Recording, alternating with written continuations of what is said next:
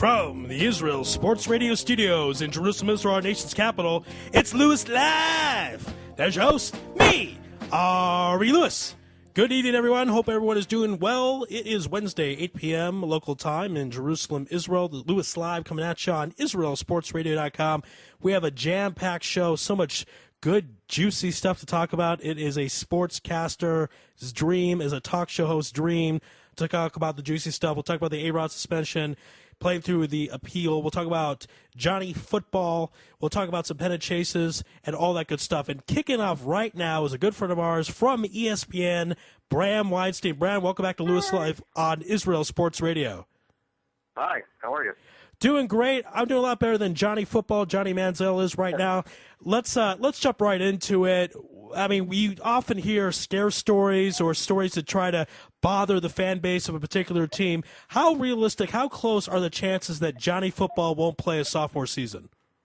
I think it's pretty clear that he's in jeopardy.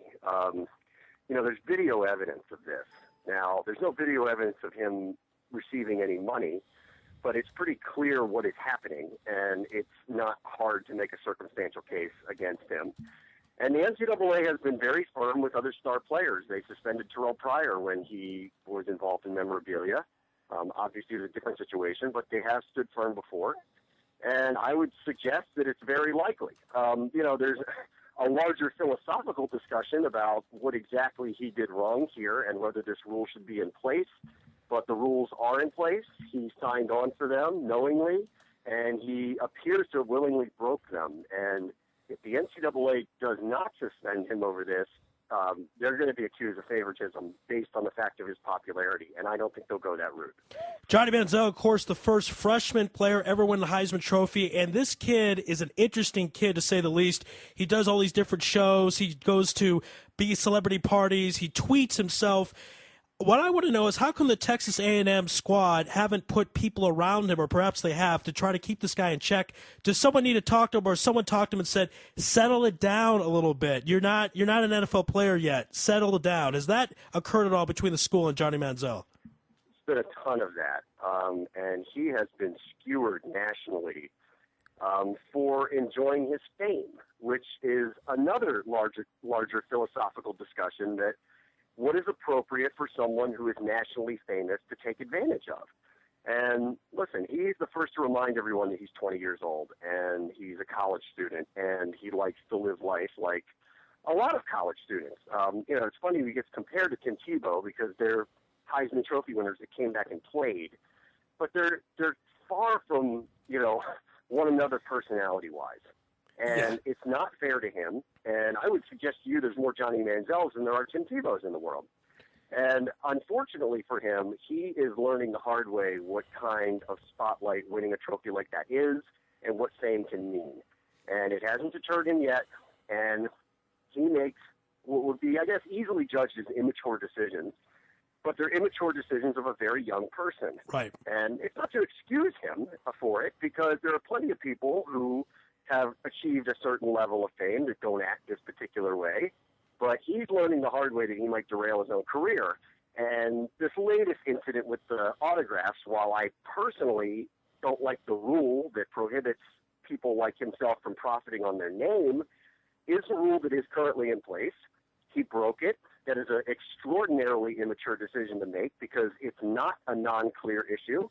And now he has placed himself in jeopardy. And if he ends up receiving a punishment, maybe that is the life lesson that he needs to learn about how to handle his responsibilities differently. It is fascinating, Bram, because these college athletes, they make millions and millions of dollars for the university. We all watch. We're all glued.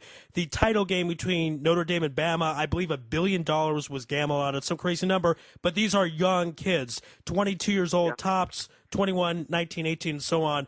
So I understand that perspective. One of the things I'm curious about, are we going to get closer? We know players every now and then, they take money out of the table. It's kind of known it happens. Are we going to get closer with something like this of allowing some type of stipend? Because Johnny Manziel and Tim Tebow and guys like that could say, you know how much money I make for the university, and I can't benefit off that? That's not fair. Are we going to get to a day where college athletes are going to get paid? And will this Johnny Manziel kind of push it in that direction?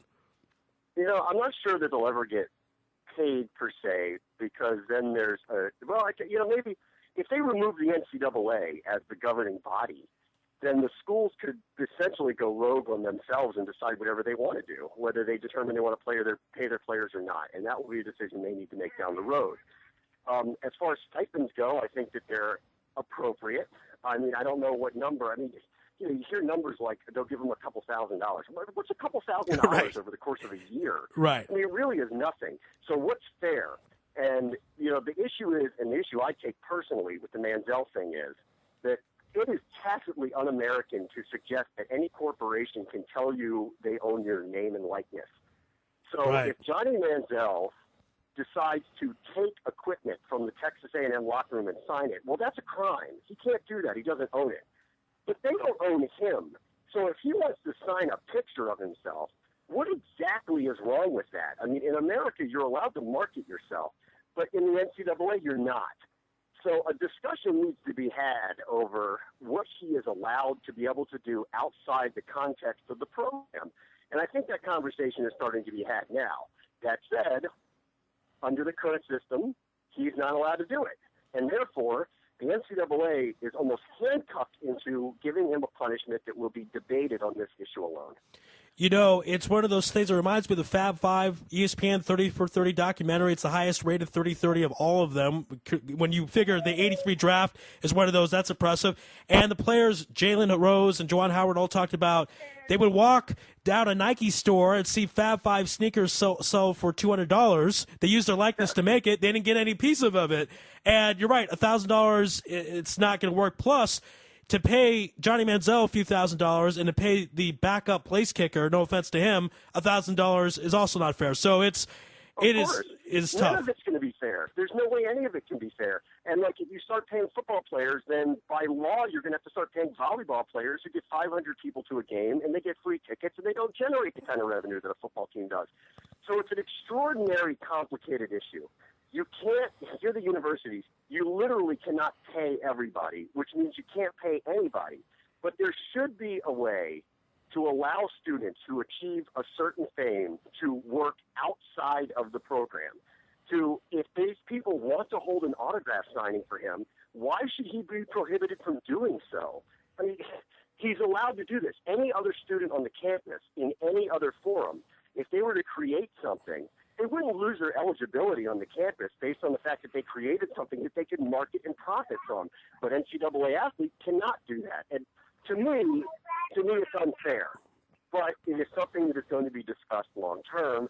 And eventually there's going to have to be some kind of change in the rules to allow for it, because the realization of how much money is coming into these institutions and not going back to the players is, to me, is got to be illegal on some level.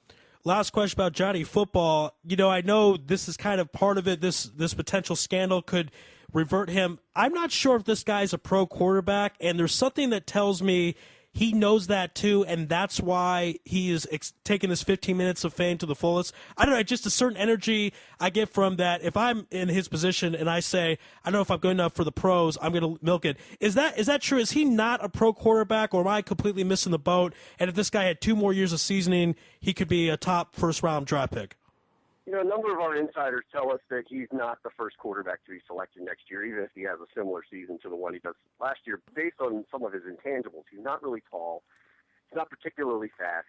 He doesn't have a particularly great arm. So he doesn't have these prototypical skill sets. But they also said that about Russell Wilson. Yep. And Russell Wilson went in the 3rd round. He turned out to be a great quarterback.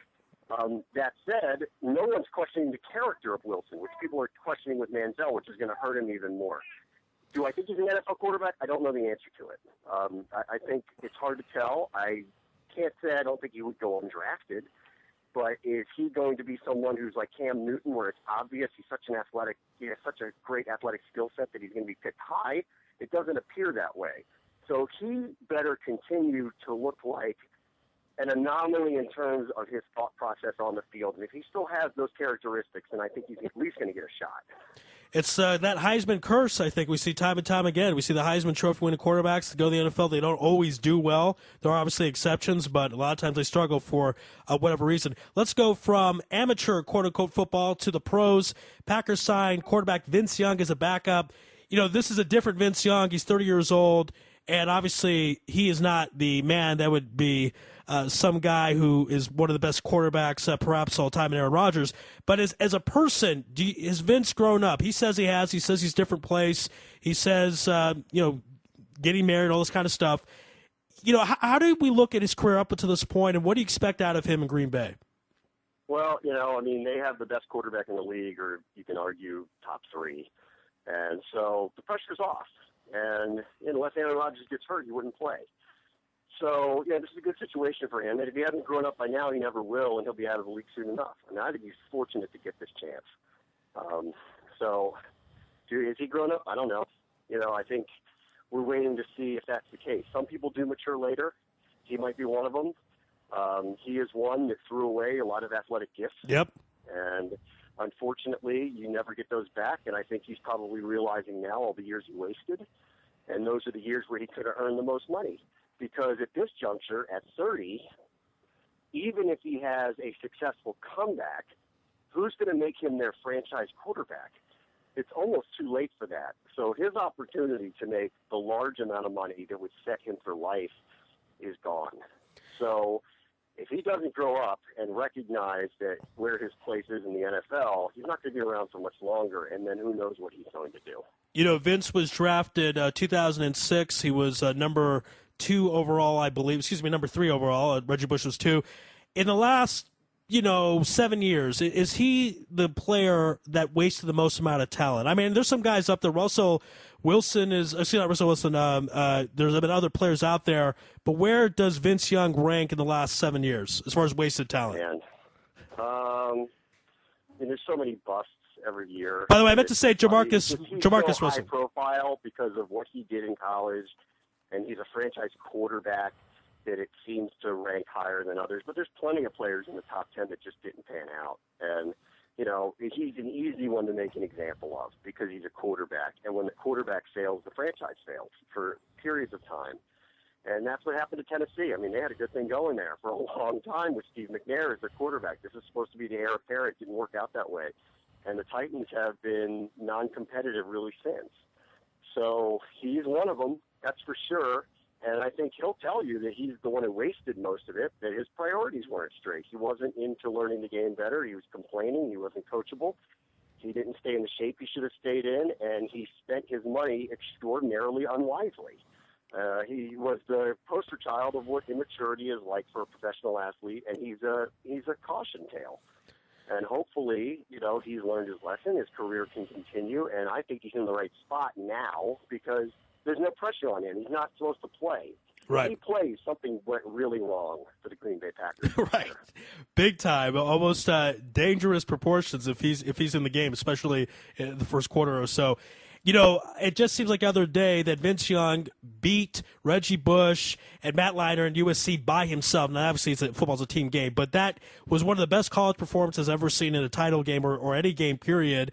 And that's what it's come down to. He has a shot. I hope the best for him. I hope he turns around, and we'll see what happens. Let's go over to the East Coast in the NFL. Mark Sanchez says the playoffs are a given for the Jets. We know that quarterbacks, athletes, they have to have a certain confidence, but come on, is that necessary for him to say? Are you happy he said that? Give us your thoughts about Mark's comments. Well, I would say this for really anybody in the NFL. Look, the Colts were 1-15, and they made the playoffs the next year. Right, sure. Granted, Andrew Luck was terrific. And the Minnesota Vikings, I don't think anyone had them going to the playoffs based on the division they were in, and they did. And RG3 and the Redskins, there wasn't anybody picking them to win the division, and they did. So, if I'm the Jets, if I'm looking at anything that I think is a positive, it's, one, the Bills have a rookie quarterback and have a college coach.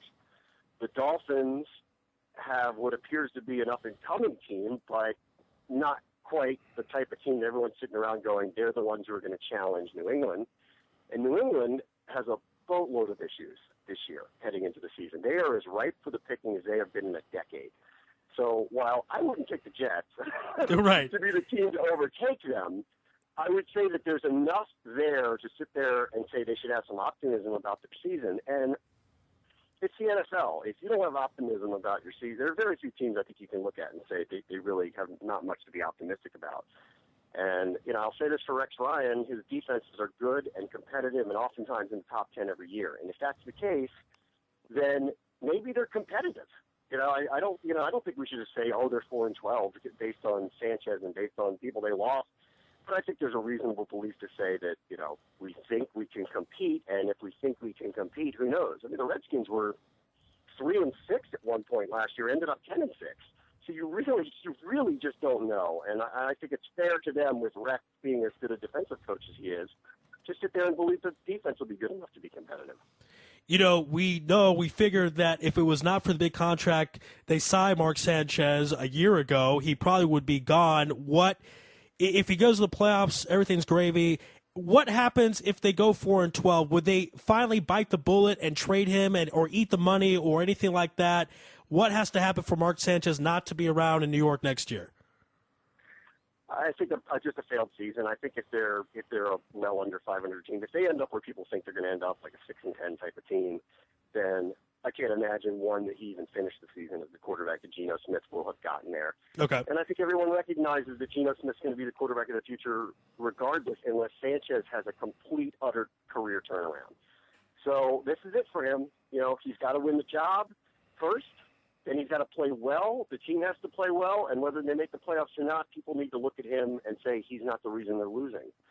And I think right now that people look at him and say he's one of the major reasons why they're losing. Right. And if he can change that perception, then he has a chance. They don't pay Geno Smith a lot of money, so it's not like that they're beholden to him to make him the quarterback. He was a second-round pick.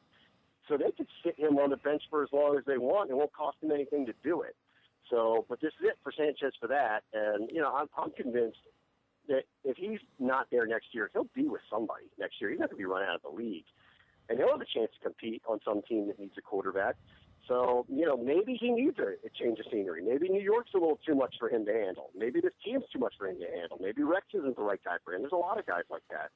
Whether he's the type of person that wants to put in the effort to get better and become an elite quarterback is a question only he can answer, and probably only his coaches can answer. And that's the one we don't really know. I mean, it's funny, you mentioned Matt Leinart. I mean, he had the same thing as Vince Young. He's equally as bad in the NFL as Vince Young was, but he's stuck around for a number of years now with a number of different teams. So I think Sanchez is the type of guy, if football is important to him, that his career is going to go on. It's just a matter of where. All right, and more important question regarding Mark Sanchez. Is ESPN going to finally stop showing that play where he runs into his lineman's butt, and it's the number one worst play every week? Will that ever end? I mean, something's got to come that's better, and we were like, what would it possibly be?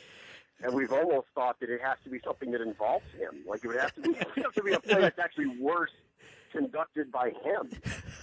But we've internally talked about this, that we can't let this go on forever, that at some point we either have to retire it or we just have to hope something else comes along. Or my idea was we need to do an all-time not top 10 and try to figure out where this places among the worst gaffes in sporting history. Because we never thought this thing would last as long as it has, but people love it.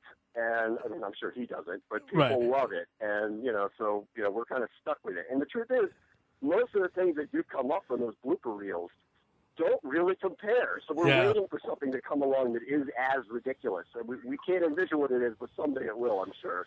It might be one of those things like back in the 70s where Meryl Streep was so good. I think they admitted one year they didn't give her the Oscar because they just had to give it to someone else just so someone else would get a good turn. It might have to be like that where you guys say it is the worst thing we've ever seen, but we have to retire it so we can show something else. Maybe, I don't know. But I mean, if we did an all-time not top 10, we could throw in the Canseco ball above the head for home run, and Jim Marshall running the wrong way, and Gus Frerotte knocking himself out, and John Vandevelde, blowing up at the British Open, taking off his pants and going into the water and blowing like a 5-stroke lead in 2 holes, stuff like that. Like, it's the only thing that we can think of that compares. So, but it's sports. We're waiting, and I'm sure something's going to happen sooner or later that's going to do it for us. We're speaking with ESPN's Bram Weinstein here on Louis Live on Izzo Sports Radio. A few more minutes with you, Bram. Real quick, we talked about Mark Sanchez. We mentioned Rex Ryan briefly. Is Rex Ryan on the hot seat? If they don't go to the postseason, is he gone and not coming back next year? I'm surprised he's coached this year. Wow. Okay. The things that they did with him were unusual. I mean, they took away his GM, and they took away all of his say in personnel. And then they basically stripped him of calling plays and basically said, you're not going to have much to do with it. And, you know, the GM's even come out and said, I'm going to have a role in picking who the quarterback is. Well, it's the coach's job to do that. Right. So, you know, on like, in a proverbial sense, they neutered him. And we're not sure how much power he has anymore. And that's a bad place to be. You know, if the players know, even if they like Rex, that he doesn't have the final say on just about anything, then it can turn sideways on him quick. And that's a bad setup. And I'm actually, considering that's the direction they went, I'm a little surprised they even retained him as the head coach. So I would, you know, if this thing does go the wrong way, I can't imagine he's there next year. So you have Marky Mark's last chance, probably Rex's last chance. We'll see what happens in Jetland. Last couple questions for you. I want to switch real quickly to boxing. Now, interesting story. Manny Pacquiao, he signs to fight Brandon Rios, and more importantly, in my opinion, he agrees to the Olympic-style drug testing that Floyd wanted him to do in 2010. So why is Manny agreeing to this now? There's been speculation for a few years if he's taking steroids or not. This is very strict Olympic-style drug testing. It's 48 hours before the fight. Why did Manny Pacquiao change his mind against Brandon Rios? Is it just because he's not the fighter Floyd Mayweather is, or is there something behind the scenes? We have no idea why he never fought Mayweather. And Floyd won't say it. He blames Pacquiao. Pacquiao blames Floyd. And nobody really knows why. And the unfortunate reality is, like, because of the way he lost, I don't think anyone cares as much anymore. Yeah. So now he's stuck in a situation where he needs to make as much money as he can. And I guess he's willing to subject himself to anything to continue to make as much money as he can until his career ends, which is probably sooner rather than later. It's a shame. I mean, that's the fight we've been drooling about. It would have been the best pay-per-view numbers ever. It would have. Who knows as an actual fight if it would have been Leonard Hearns. I mean, it's hard to know. We'll never know, and that's a very sad thing. I also blame the two fighters. I blame the management. I blame the sport of boxing and their commission for not making those guys fight. All right, Brad. Well, what commission? That's the other problem. What commission? Right, exactly. It's a lawless sport. No one makes anybody do anything there. So that's right. It's all run by the promoters, and that's it. There's no one in charge. It's kind of the inmates run the asylum, as they like to say. So sad. It's just sad. I'm a huge boxing fan, and I'm very disappointed we never saw that fight. All right, last question for you, Bram. Can you do anything to help us in Israel get back ESPN? They took it away from us. We're very sad about it. Can you make some calls? We want it back in Israel. So if is there anything you can do? Why did that happen? I didn't understand why that happened. I still don't know. I read about it. It said there was a story that they're focusing less attention on the Middle East. And, I don't know. If anyone up there is listening in charge, wants to bring it up, or if you have a snake, you can pull some strings, we'd love to have it back. Because the only reason I got cable was for that one, for ESPN, the only channel. It's the only sports channel I watch, pretty much. I wish we were still back there. It doesn't make sense to me. We are the worldwide leader in sports. We might as well be everywhere in the world. So right. Hopefully that will change. I'm hoping it's just something. It's temporary, and once if all these fans listening to my show right now, write ESPN. Bram wants ESPN back in Israel. I want it back. You guys want it back. Write them. If they see this type of enthusiasm, they'll bring it back, right? I mean, you just gotta have fan support. If they bring it back, I will fly to Israel and host SportsCenter from Israel. Oh yes. All right, we have that recorded. We're going to put you up to the test on that. We're going to definitely send that back to you. All right, great stuff. We have you recorded. Excellent. All right, Brad, this has been a pleasure. We really appreciate the time. Good, juicy sports stuff. It was so great to talk to you about it. And we'll look forward to that trip to Israel. Do you host SportsCenter when ESPN comes back? I want to do it from the beaches of Tel Aviv. That's my only that is my only request in doing it. Who doesn't want to go to the beaches of Tel Aviv? We'll right. have to set something up. All right, Brad, be well out there. We'll speak with you soon. All right, bye. All right. Bram Weinstein here on Louis Live and Israel Sports Radio. That was great stuff. What a nice gentleman. Busy man, giving us his time. That was a lot of fun stuff. Yes, ESPN Brass, ESPN Network, the management. Give us back ESPN. Come on. Why do you think I got cable? I mean, I told a little bit of a white lie. I said ESPN was the only sports station I watch. I now have to watch Fox Sports, but when there was ESPN, look, Fox Sports people might be listening too, but I was watching ESPN. I love Around the Horn. I love Part of the Interruption. I love SportsCenter. I love Friday Night Fights. I love, everything, the classic stuff. It's great. So, ESPN, baby, we want you back. Okay, folks, here's what we're going to do. We're going to play a new commercial. We've got some new commercials going on. Take a listen. It's regarding the Israel Sports Radio store. That, of course, is on the store tab. You're listening to us most likely on Justin.tv. So if you go over to the website, IsraelSportsRadio.com, and click on the store tab, you can see our great, beautiful store. That's what these commercials will all be about. Take a listen to that. On the other side, we're going to have Cub Buenning. Now, Cub is a good friend of ours. He came on the show last year a couple of times. We're going to bring him back, and we want to get into the A-Rod scandal, the suspensions. Well, I mean, Johnny Manziel will be a theme throughout the night. Don't think we're done talking about Johnny football. And, this might sound kind of weird. Hindsight could be 20/20, but you kind of saw something like this was going to come. You really did, because this is a guy that was making no shames about what he did publicly. He wasn't hiding anything. He was enjoying the spotlight. Not that I necessarily have a problem with that, but you knew that he was drawing the attention that he wasn't supposed to draw, if that's the way to say it. It's just a situation where he's got to kind of do a little bit better than that as a 19-year-old, which is not a fair situation, whatsoever. So here's what we're going to do again. We're going to go to commercial break. Cub will be on the other side. You definitely want to stay to the show, stay into it, stay tuned to it, because after Cub, we'll have on my good friend, play-by-play partner of crime, Alex Griffel. He'll come on at 9 p.m. local time. Then after Alex, we'll have on our Philadelphia insider, Ari Bluestein. Yes, he got the prediction right. He said the suspensions of baseball will go down on Friday. So that's all after this. Let's take a commercial break. This is Louis Live, and this is Israel Sports Radio. Tuned in to the only all-sports talk network in the Middle East, IsraelSportsRadio.com. Check out the Israel Sports Radio store by clicking on the store tab on IsraelSportsRadio.com. Great items such as t-shirts, hats, books, and much, much more. Price does include shipping, and we do ship throughout the entire world. All major credit cards are accepted to make your shopping experience easy and convenient. So once again, click on the store tab on www.israelsportsradio.com. Broadcasting live from Israel, IsraelSportsRadio.com. Folks, as you may or may not know, Israel Sports Radio is not supported by government funding or personal donations or solicitations. Rather, it is supported by people just like you by purchasing gifts at the Israel Sports Radio store.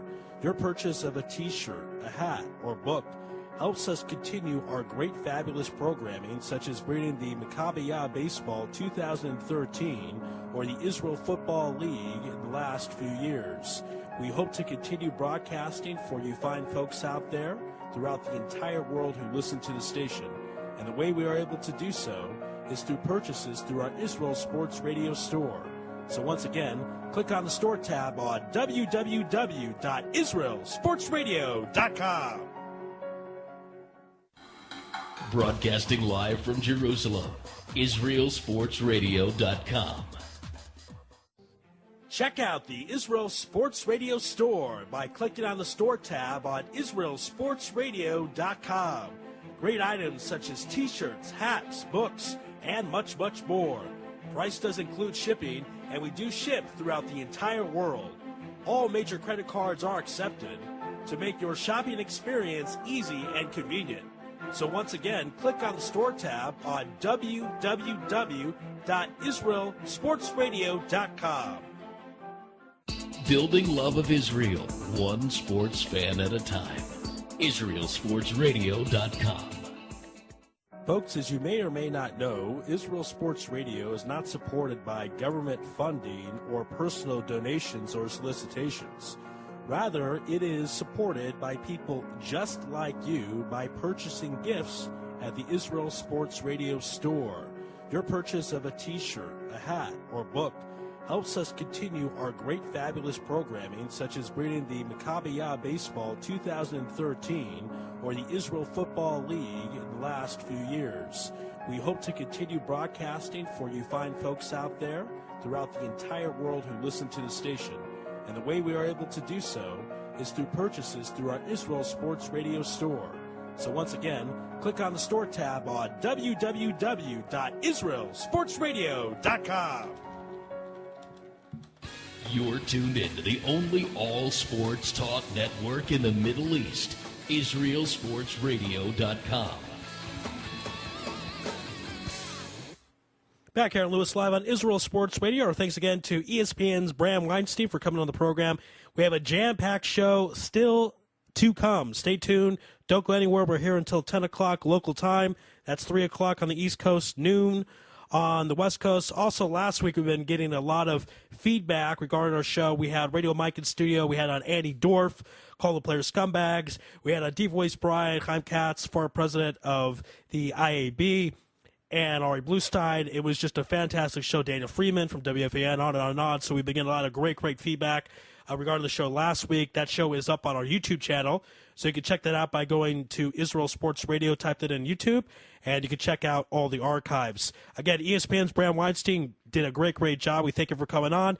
And now we're going to bring on a good friend of the program from Cover32.com, Cub Buenning. Cub, welcome back to Louis Live on Israel Sports Radio. Thanks so much for having me. Absolutely. So let's jump right into it. A-Rod, Alex Rodriguez, suspended for over 200 games. He's going to appeal that, and it looks like he's going to play the rest of the season. I've heard the suspension originally was going to be a lot higher. I heard it was going to be a lifetime ban. Why was it only 216 games? Well, why was it that many games? I mean, it's really an interesting case in the sense of, if you look at the precedent that was set or by the rules of the league, he should have gotten 50 games like everyone else. This is really his official first positive test. Now, we all know that, there's a lot been going on, and a lifetime ban would have made a lot of sense to most of us, in the baseball community. But it's just an interesting case that I put into question what Bud Selig's motivations are, because I think there's a bit of a personal vendetta. He wants to make a statement, his legacy. But it's really a tricky situation for a league that I think has very little, strong footing to stand on based on their history, based on Bud Selig's history. What has he done? What's been his kind of? I mean, he's worried so much about his legacy with the whole steroid use. But this is a person that has done a lot of things good, obviously, but has a really kind of shady history with antitrust laws, with labor negotiations that were less than truthful in the matter. So this is a really interesting situation considering the relationship between Bud Selig and A-Rod, and then just kind of the public jury that, is fed up with A-Rod, wants to see him go away, would love to see a lifetime ban, would love to stop seeing his name and image on SportsCenter. So very interesting case, but again, it does look like due to the appeal process, he will play out the rest of the year, and again, I think like most, I think this is probably the last we'll see of him at the end of this year. One of the things I'm confused about, we knew that story 4 years ago when he said he had a cousin that gave him steroids in Texas. He never took it in New York. This biogenesis scandal, do we have an idea of the timetable of this when it occurred? Did it occur his MVP years, other years? Do we know when this took place? No, and I think it's the one thing that kind of makes it a little murky and has allowed has allowed MLB to kind of, well, we're going to give these guys 50, we'll give Ryan Braun 65, we'll give A-Rod 211, and it's just, there's a lot of ambiguity, at least in the public perception. That's kind of how this all laid out, the timetable. And of course, that's the interesting thing for us as media and fans, is we want to say, wait, has he been doing it all along? And right. I think a lot of people are making that leap now to say, well, I can't imagine there was a season where he was not involved in this type of behavior based on the situation that happened a few years ago. He went on 60 Minutes, all of that stuff, where he was obviously pretty much pleaded guilty in the court of public opinion. Pretty much everyone wanted to put him down. But the timetable, I think, is very kind of vague at this point, which makes it very tough to kind of legislate, or adjudicate, the public's opinion of how bad his crimes were. Again, these are crimes within the scope of the MLB's rules. One thing also I'm confused about, we've seen in the past with steroids that players would do phenomenally well, then get injured. Mark McGwire, great case, because in 1998, 1999, he has 70 and 65 home runs respectively, gets injured. 2 years later, he's out of the league. What's so special about this biogenesis? I mean, a guy like A-Rod rarely got injured. He's been injured the past few years when he's caught up in age, but if he's been taking this since he was 18 years old, and his rookie year he almost wins the batting title, or he almost wins the MVP, and then continually does great, is there something special in these steroids that are unlike any steroid we've ever seen before? I mean, probably so, but I think there's also that's always the worry about steroid use, whether it's HGH or the other different anabolic steroids, the stuff that McGuire and Sosa were, linked to, is that, this is an individual, Alex Rodriguez, who, obviously his physical stature has changed. We all changed from going from 18 to 38. When he was a skinny 18-year-old out of Miami that was a rookie, he looked very different than he does now, but he's not much younger than I am, and he has 2 major hip issues. I'm not having hip issues personally. Again, there's some of those concerns about, does it allow you to kind of recover quickly? But considering the strain and the different things that we don't know, some of those unknown, I think this is something that, whether it's biogenesis specifically or the things that he may or may not have done before, have obviously had a little bit of wear and tear on his body. As someone who's not even 40 yet that's had multiple hip issues, it does raise a lot of questions. Great point. Excellent point there. I think we think for whatever reason, he has 2 hip issues because he's up in age. But, yeah, that's not generally normal to see especially 2 hip issues coming kind of out of nowhere. So that could be an explanation of why he has those hip issues, because of the steroids with the biogenesis. Now, you mentioned that at the end of the season, what happens from here?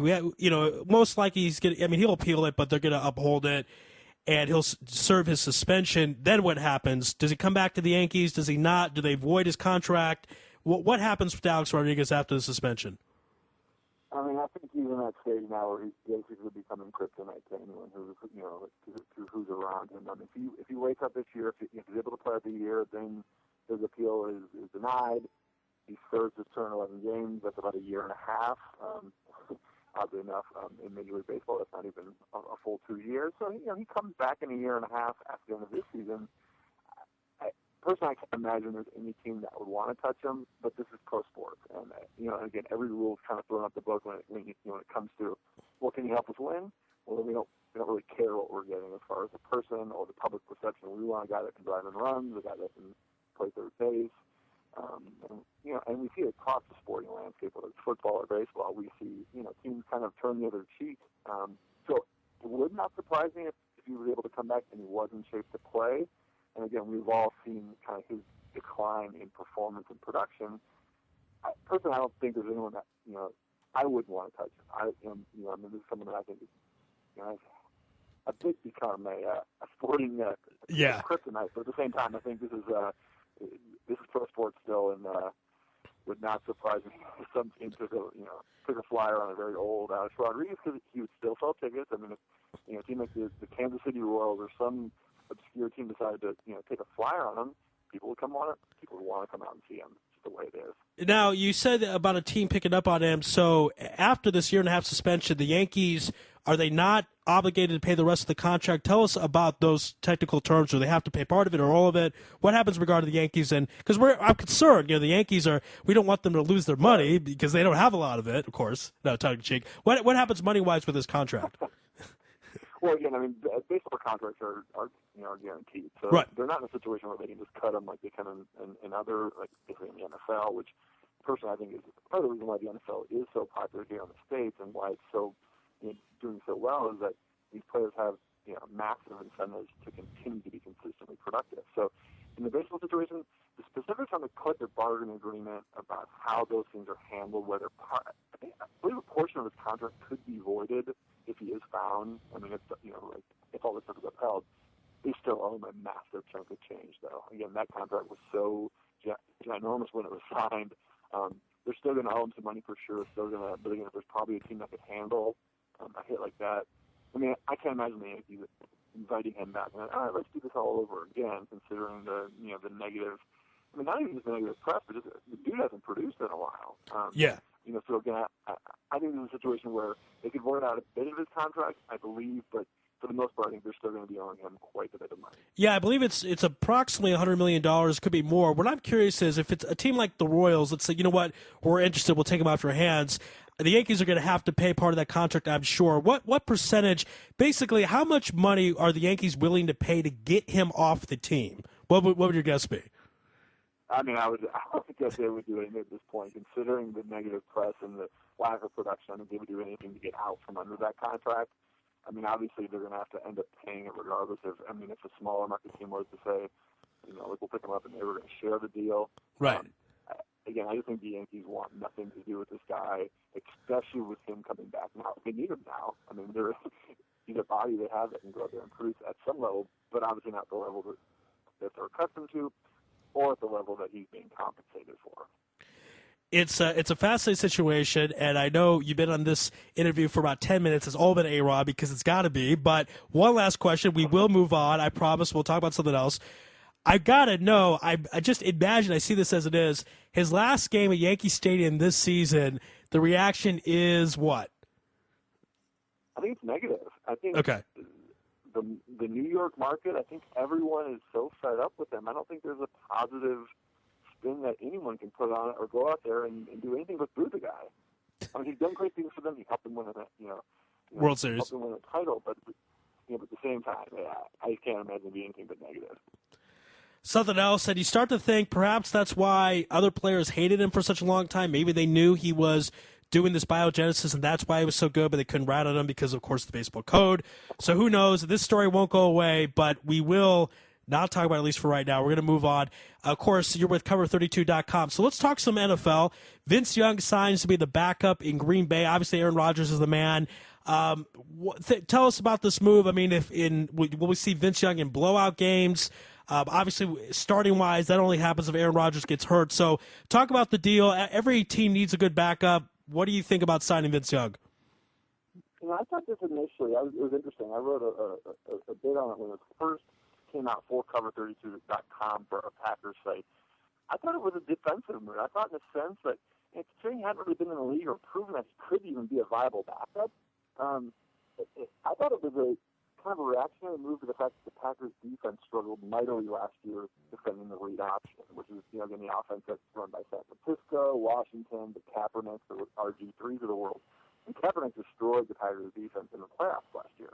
I thought this is potentially a move to give the defense a little bit of that look in practice to kind of prepare them. Keep in mind, the Packers opened with San Francisco and Washington in weeks 1 and 2.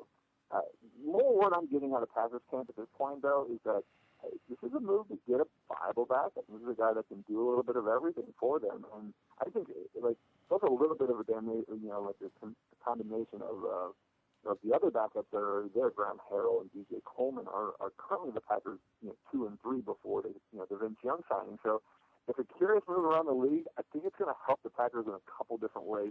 Like I mentioned, help the defense kind of prepare for more of this read option, which we're going to see more and more throughout the league. There's talks about the Bears using it with Jay Cutler a little bit.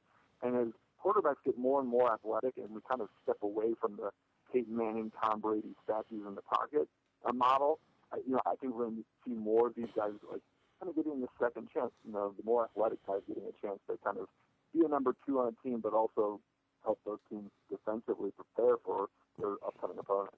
You're talking about younger, more athletic quarterbacks. Last season, we saw just a crop of them. Kaepernick for the 49ers. We saw Russell Wilson. We saw RG3. Andrew Luck, not as mobile, but still great young quarterback. This season, with 3 rookies, sophomore-wise, who'd expect to have the best season? I mean, I have my own thoughts, but your thoughts of who are the 3? Of course, Kaepernick wasn't a rookie last year. If you want to throw him, that's fine. But who's going to have the best season coming up next year? Well, I think the team may suffer, may take a little bit of a dip, but I think Andrew Luck is kind of your prototypical NFL quarterback because, he still has the ability to drop back and sling the ball. I mean, he has those abilities in him, but his athleticism is very underrated. I feel like in this day and age, as things are going a little bit more athletic at the position, a player like Andrew Luck is just going to continue to shine and continue to be an elite quarterback. So I really like him. I love what Russell Wilson did last year. He's a player that again, doesn't fit the mold. He's not tall enough. He's not big enough. His arm isn't strong enough. The dude just plays and wins. He's very accurate. A guy like Drew Brees has proven that accuracy goes a lot farther than being 6'6", 250 with a strong arm. Exactly. So again, personally, I think Luck's going to have a massive year. I do expect the Colts to kind of take a dip. as a team. I think last year they were running on that whole like coach energy, the cancer survivor. There was a lot of energy that kind of allowed them to win the amount of games that they did. I think it might take a little bit of a dip. I think Andrew Luck is going to have an even larger year individually. He is he was number one quarterback for a reason. I want you to talk about that. Coach Papagano coming back, the whole cancer situation. He seems fine, ready to go.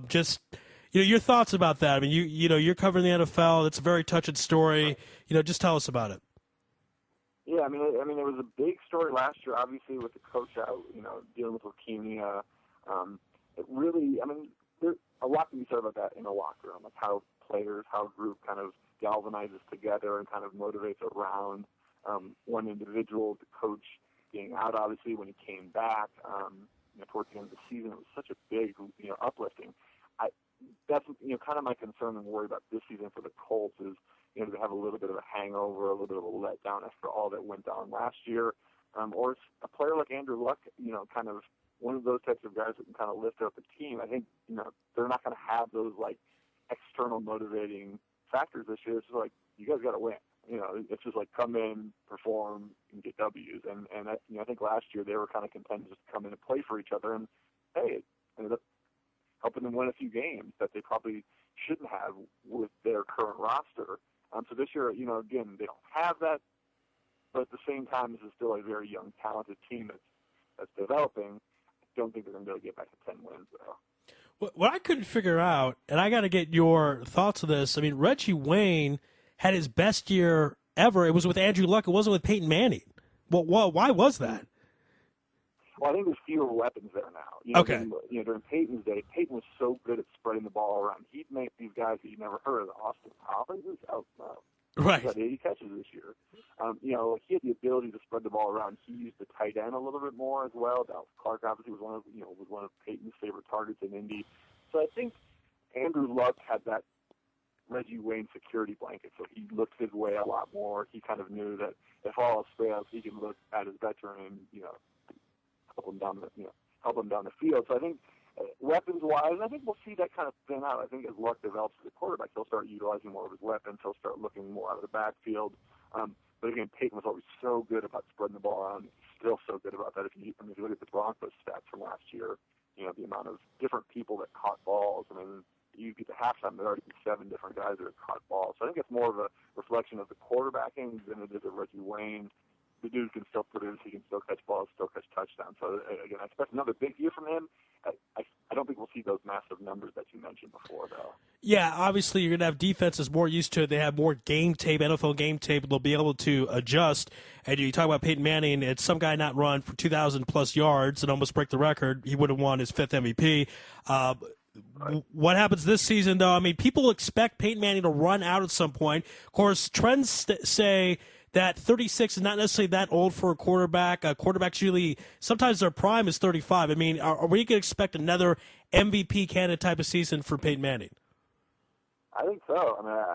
There's no reason to think that at his level, now he has Wes Welker.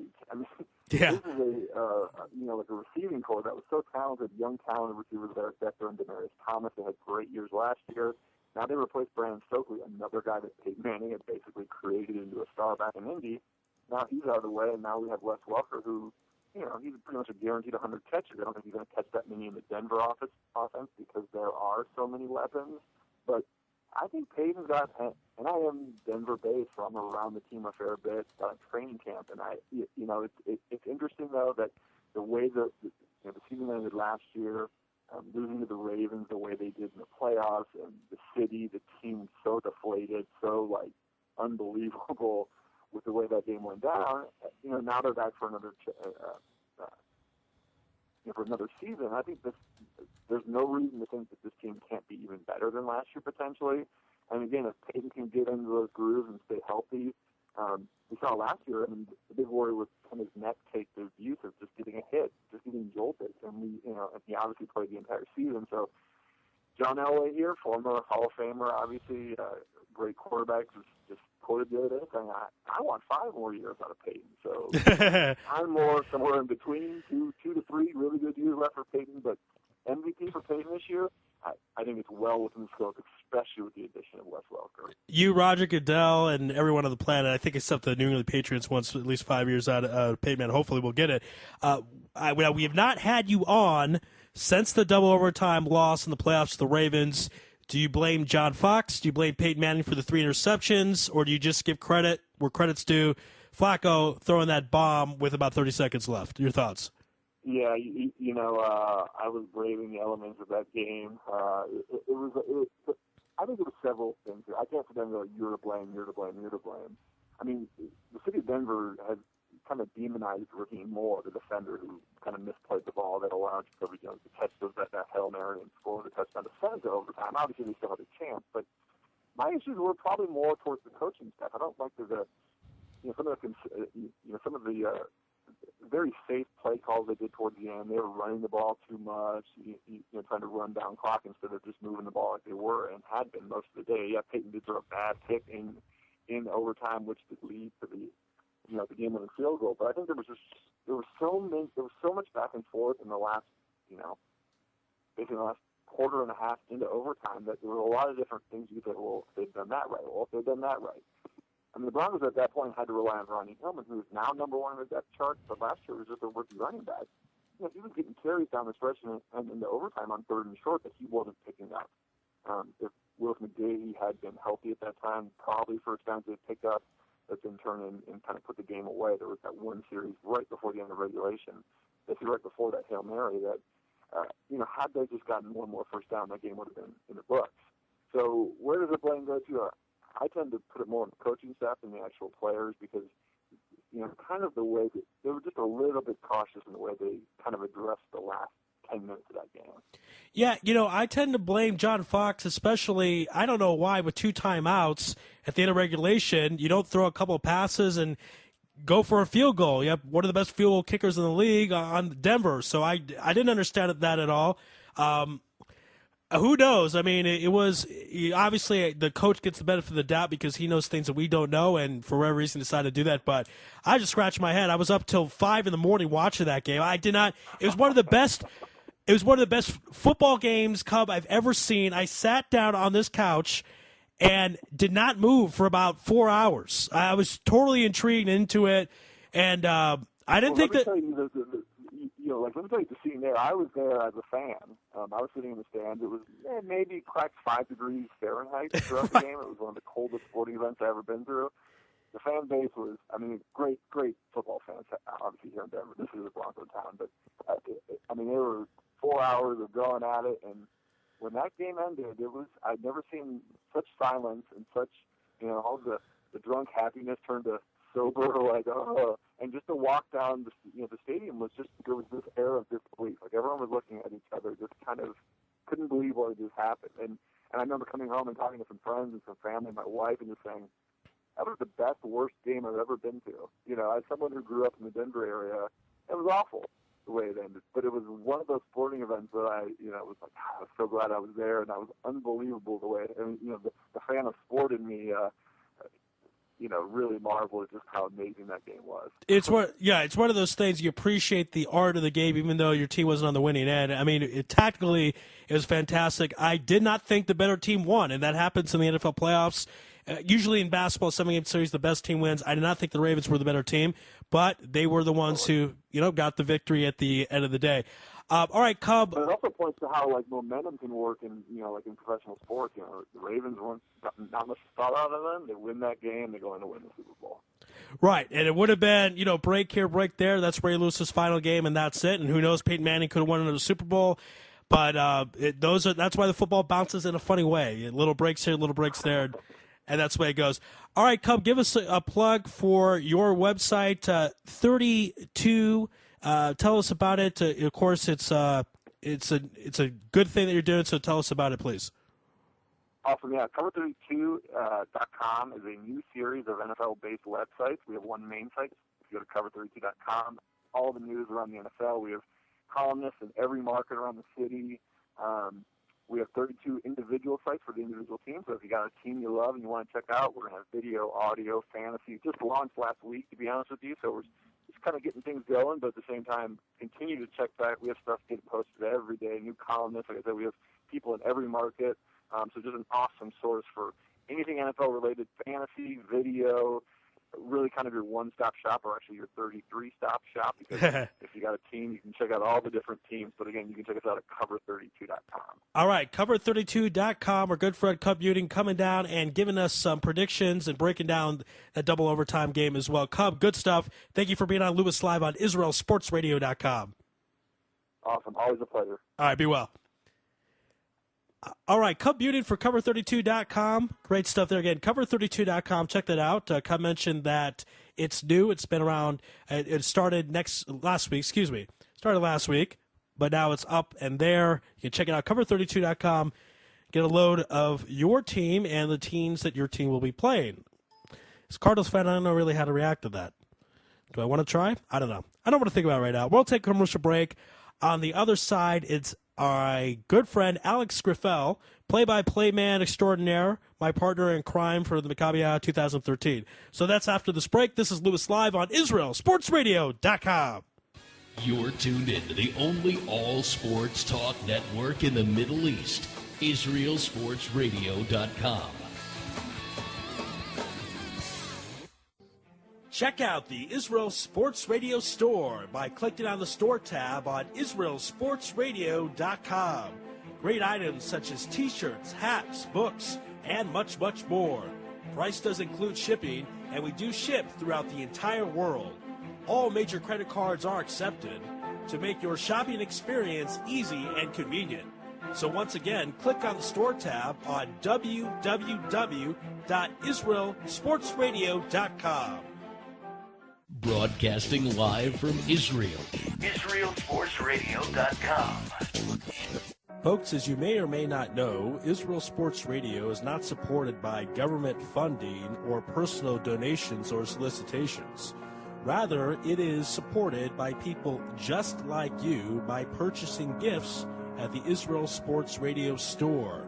Your purchase of a t-shirt, a hat, or book helps us continue our great, fabulous programming, such as bringing the Maccabi Baseball 2013 or the Israel Football League in the last few years. We hope to continue broadcasting for you fine folks out there throughout the entire world who listen to the station. And the way we are able to do so is through purchases through our Israel Sports Radio store. So once again, click on the store tab on www.IsraelSportsRadio.com. Broadcasting live from Jerusalem, IsraelSportsRadio.com.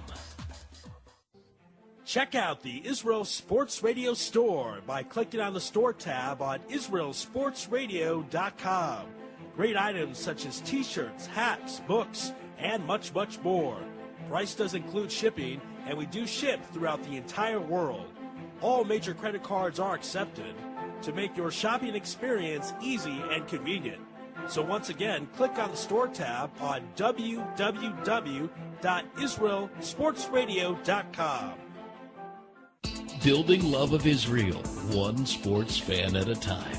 IsraelSportsRadio.com. Folks, as you may or may not know, Israel Sports Radio is not supported by government funding or personal donations or solicitations. Rather, it is supported by people just like you by purchasing gifts at the Israel Sports Radio store. Your purchase of a t-shirt, a hat, or book helps us continue our great, fabulous programming, such as bringing the Maccabi Baseball 2013 or the Israel Football League in the last few years. We hope to continue broadcasting for you fine folks out there throughout the entire world who listen to the station. And the way we are able to do so is through purchases through our Israel Sports Radio store. So once again, click on the store tab on www.IsraelSportsRadio.com. You're tuned in to the only all-sports talk network in the Middle East, IsraelSportsRadio.com. Back here in Louis Live on Israel Sports Radio. Our thanks again to Cub Buenning from cover32.com. Check out that website. A lot of great stuff on it. Get a breakdown of your favorite NFL team and the teams you don't like, whatever is good for you. So we're going to bring on Alex Griffel in a few moments, and he is the play-by-play man for the Maccabi 2013. Me and Alex worked together. And Alex, of course, a big baseball fan, so we'll talk about these suspensions, the biogenesis, and how that's going to affect the pennant chases, obviously, because if the top player of your ball club gets busted for 50 games, and you got 50 games left in the season, you can't rely on them anymore, how does it affect teams in the future? How does it affect teams trade-wise? How does it affect teams, on and on and on. So there's a lot of good stuff. And on the line right now, my partner in crime, the play-by-play man for the Maccabi 2013, Alex Griffel. Alex, welcome back to Louis Live. Hey, Ari. Good to be back. How are you? Doing great, and let's talk right into this. Let's talk baseball. Let's talk about these suspensions. You brought up a great point off air that it's going to have a major effect on the pennant chases. Tell us about that. What do you think? What team will be affected the most by these suspensions? The most? I think it's got to be the Rangers. Considering that they lost Nelson Cruz, who's a huge bat in the middle of their lineup. None of the other players that were lost really affect the pennant races as significantly as losing Nelson Cruz.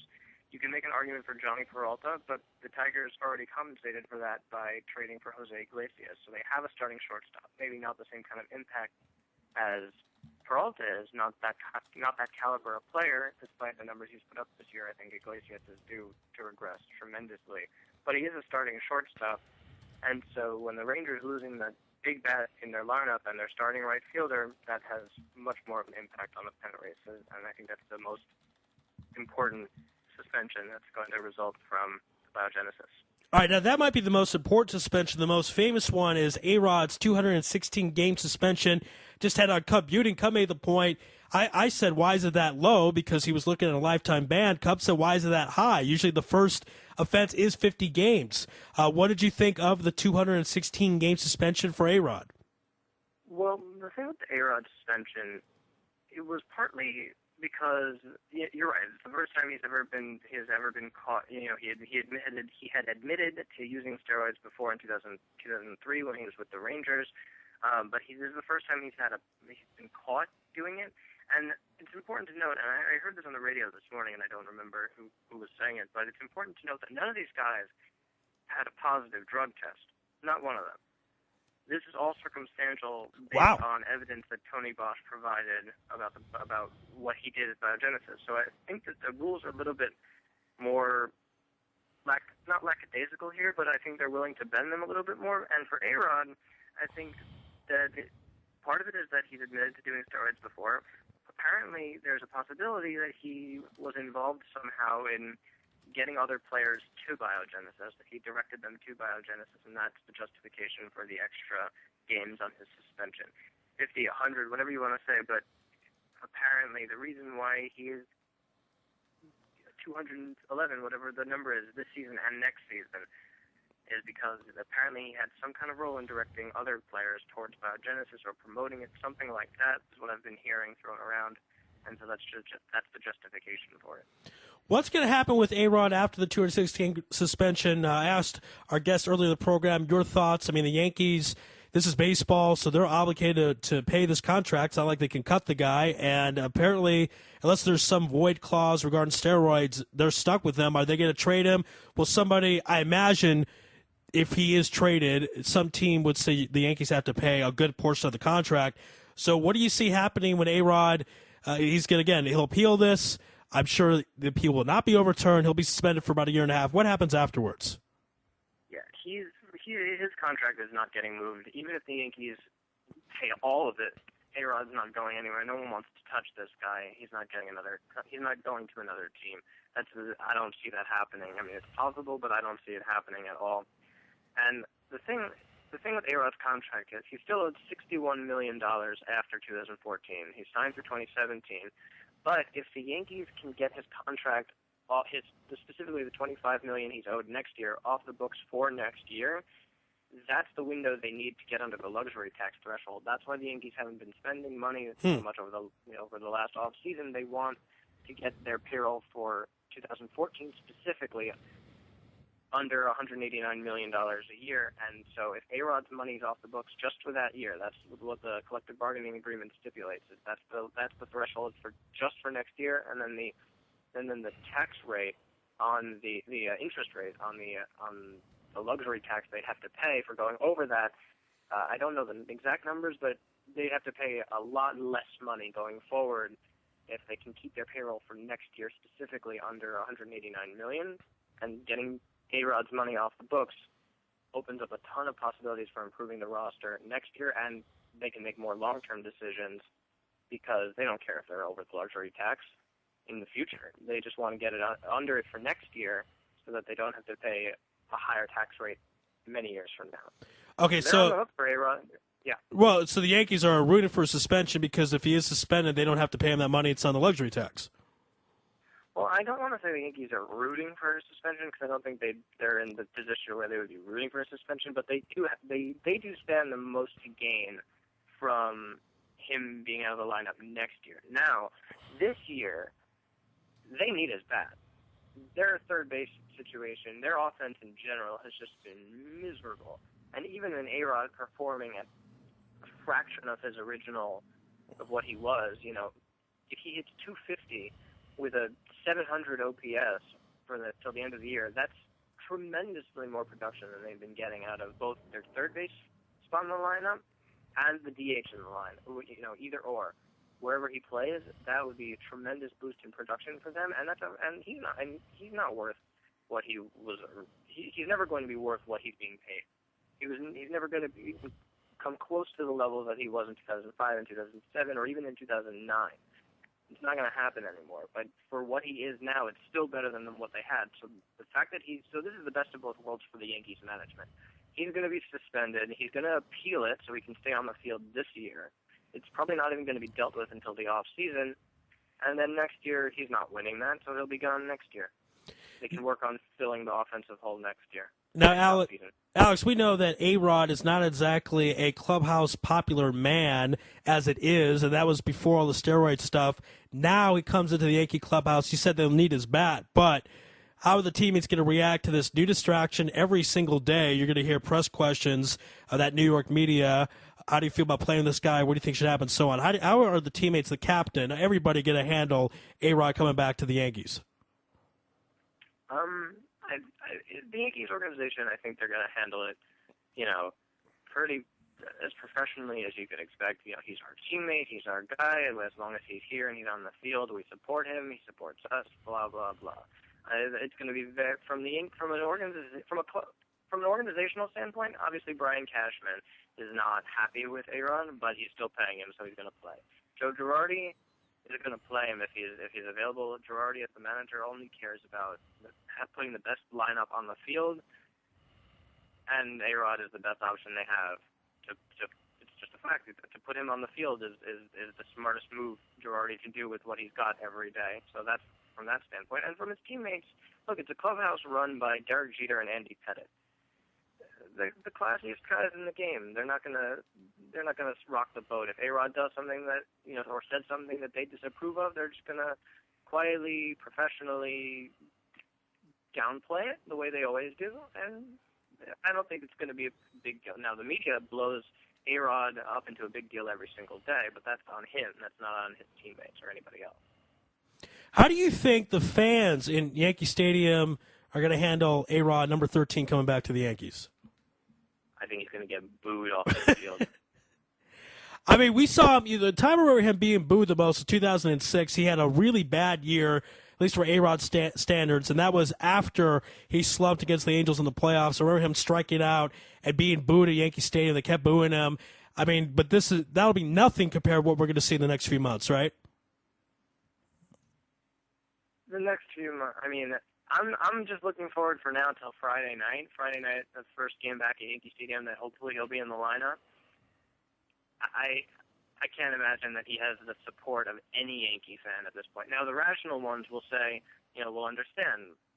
He needs to be in the lineup because he's still the best option we have. But then again, on the other hand, you say, well, if this is the best option we have, this 38-year-old, with 2 hip surgeries, and he's the best we got, that says a lot about the organization anyway. From a different standpoint, says a lot about the management and where they're up to right now. But A-Rod I don't think he has any support anymore. I think some people recognize that he can still be a force in the lineup relative to what they have. they had all year so far without him, but I don't think anyone roots for the guy anymore. Now, one of the things also I'm curious about regarding his treatment, the fans' treatment, all this kind of stuff, is jersey sales. I mean, do you think that's going to go down, go up? I mean, because we haven't seen him on the field in about 8 months. They're going to see him back. I mean, does that? Do you have any idea about that? If you think that'll go up or down? You mean jersey sales in general, or No. specifically number 13 jerseys? Yeah, number 13 jerseys of A-Rod. I don't think anyone's buying. What parent in the right mind is buying their kid an A-Rod jersey right now? There you go. Good answer there. We're speaking with Alex Griffel here on Louis Live on Israel Sports Radio. You know, you brought up a great point. I want to go back to it that none of these players has tested positive for a drug test. Talk a little bit about that. You don't sound like you're in favor of these guys being suspended. I mean, what about instant until proven guilty? So talk a little bit about Tony Bosch, and is he the final say in this suspension or not as far as his judgment? So tell a little bit about the process for the audience. At the end of the day, it doesn't matter whether these guys tested positive or did not test positive. It matters whether Bud Selig has evidence and the joint drug agreement. You know, it matters whether Bud Selig has evidence or testimony from Tony Bosch that these guys received steroids from him. There doesn't actually need to be, a pea in a cup positive test. That's what people, don't understand necessarily. There are other stipulations in the collective bargaining agreement and the joint drug agreement that say that, well, if evidence comes up that these guys received steroids or took steroids or any kind of banned substance, that's enough for the commissioner's office. And then there are other stipulations like there's something called the integrity of the game clause or stipulation in the commissioner's office that Bud Selig can basically, those things like that can be grounds for a lifetime ban, or the rules are a little bit murkier. The 50-game, 100-game lifetime ban, 3 strikes you're out kind of system only works for steroids. If Bud Selig had said, A-Rod is a stain on the game, he's a disgrace, and he's not a player who upholds the integrity of the game, the same kind of logic that they used to ban Pete Rose. This integrity of the game kind of stuff. That he just got a lifetime ban first offense. So it's a little bit different, but for what A-Rod is being suspended for, under the steroids thing, not under the integrity of the game kind of stipulation, they don't need to actually have proof of that these guys, injected steroids into their asses or whatever. What about? They just need to know that Tony Bosch sold them. What about the the concept? I mean, is that going to get changed? Where if you're going to, first of all, what I want to know is how come A-Rod wasn't given the lifetime ban? Originally, that's what we kept hearing. Why did it go down to 216? Well, I think they were hesitant to do the lifetime ban thing simply because he hasn't tested positive 3 times. I think that they're still trying to stick to some semblance of that framework of 50, 100, lifetime ban, but I don't think they were going to up and say, he has a lifetime ban, just off the bat. We just completely disapprove of what A-Rod's doing, lifetime ban. I don't think that was going to happen. Now, there was a point last week where they were negotiating, and I think that lifetime ban was potentially on the table at some point, and they negotiated down. I don't know what the negotiating tactics were, or what was said, or anything like that, but somehow they got up to this number of 216 games, or 211 games, whatever it is, and A-Rod is still going to appeal that. And so they had some negotiating going on. I don't know where it started from both ends. They probably started at the lifetime ban from MLB, and then A-Rod said no suspension at all, and they probably moved to the middle from there.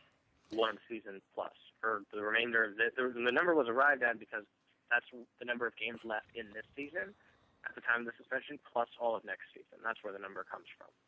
All right, so let's talk about this biogenesis. As I mentioned with Cub had a great counterpoint to this, but I said usually with steroids, guy is very, very good, gets injured. Again, Mark McGwire, 70 home runs, 65 home runs, gets injured. Alex has been relatively injury-free, although he currently has 2 hip surgeries he's had to work on, so that could be a sign of it. But my point is, there's pretty good confidence he's been taking it his entire career. Is that something that you believe in, or you think you believe that he started in Texas? I don't know. I think there a lot of these guys. I'd like to believe that they didn't take steroids when they didn't need them. I like to give the benefit of the doubt in that way. I mean, he's admitted that he took steroids when he was in Texas.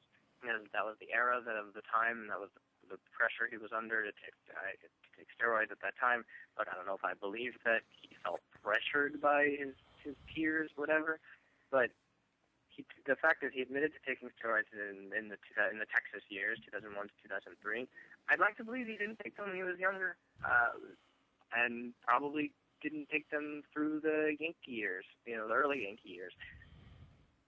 Maybe he took. I don't know the Tony Bosch evidence. I don't know what the relationship there is. Only Tony Bosch and MLB know that at this point. It's going to come out eventually. You know that's going to happen. But maybe he just said 2 years ago, I'm coming off a hip surgery. He had a second hip surgery, and I need something to boost my performance so that I can still be able to play the game at any kind of major league level while I'm 37 years old. And look at Bartolo Colon. He was on the scrap heap 3 years ago and then did something, came back in a renaissance year. He took PEDs, he got suspended for PEDs, and now he's back again, and he's got, I think, like the fourth or fifth best ERA in the American League right now. And so he took his steroids, he boosted his performance to the level where he can still perform at a major league level at 40 years old, served his suspension, but now he's back again with another contract, and it's not like the performance enhancement left his system the second he got suspended.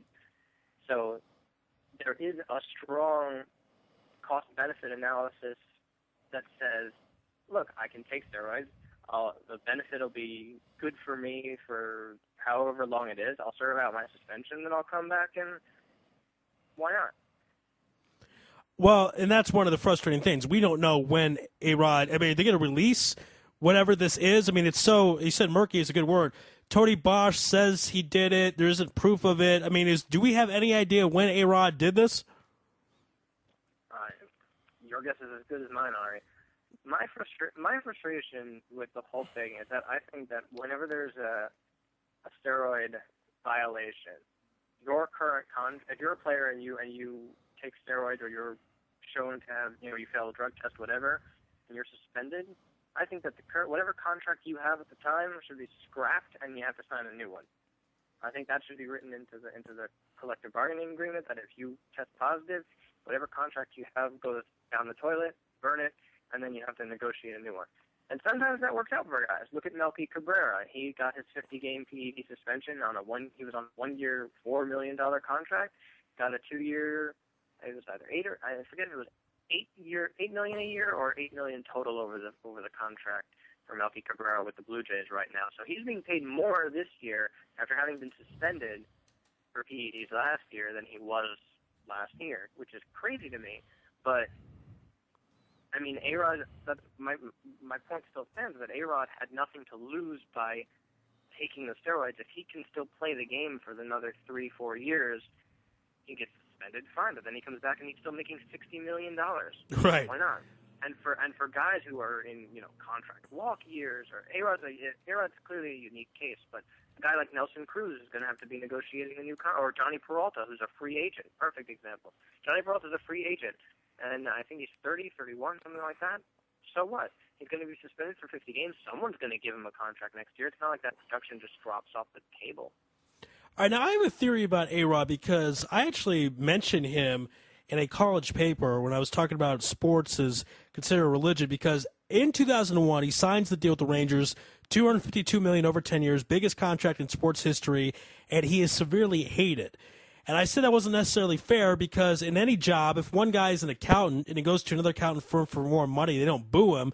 But this guy, because he left the first-place team in the Mariners, went to a last-place team in the Rangers, was considered traitorous, what have you, I'm starting to think, and this is what I want to put out there, the other players knew about this biogenesis, perhaps, and that's why, because he's always been hated wherever he's gone, and his team gets worse when he gets there and gets better when he leaves, and they've always talked about chemistry issues. Do you think maybe this is part of it? The other players said A-Rod found some steroid that makes him younger. It doesn't seem to affect him as much as far as negative effects. His play goes up. We can't write him out because of the baseball code. Is that something that's possible? What are your thoughts about that? About A-Rod? Your thoughts of why is this reason maybe why that everybody hated A-Rod? His teammates hated him because they knew about this. You think the biogenesis thing, we're finding about this now. His teammates may have known about this for 10 years. Who knows? You know, you're right. It could be. I can't really speculate on that, but you know, I think that there's been this perception around A-Rod ever since, you know, the beginning when he came up with Seattle. He was this instant superstar. He came up in an era where he was a shortstop and the king of the shortstops when they were all-star. You know, Jeter was around. And Nomar Garcia-Parra, and A-Rod was the best out of all of them. And then, you know, he was supposed to be the clean face of the game. He was the consummate professional. Everyone in Seattle loved him. He came up in a golden time, you know, in Seattle baseball and was, you know, part of great teams in Seattle. And then basically he just got greedy. I mean, that's how people perceived it anyway. It doesn't.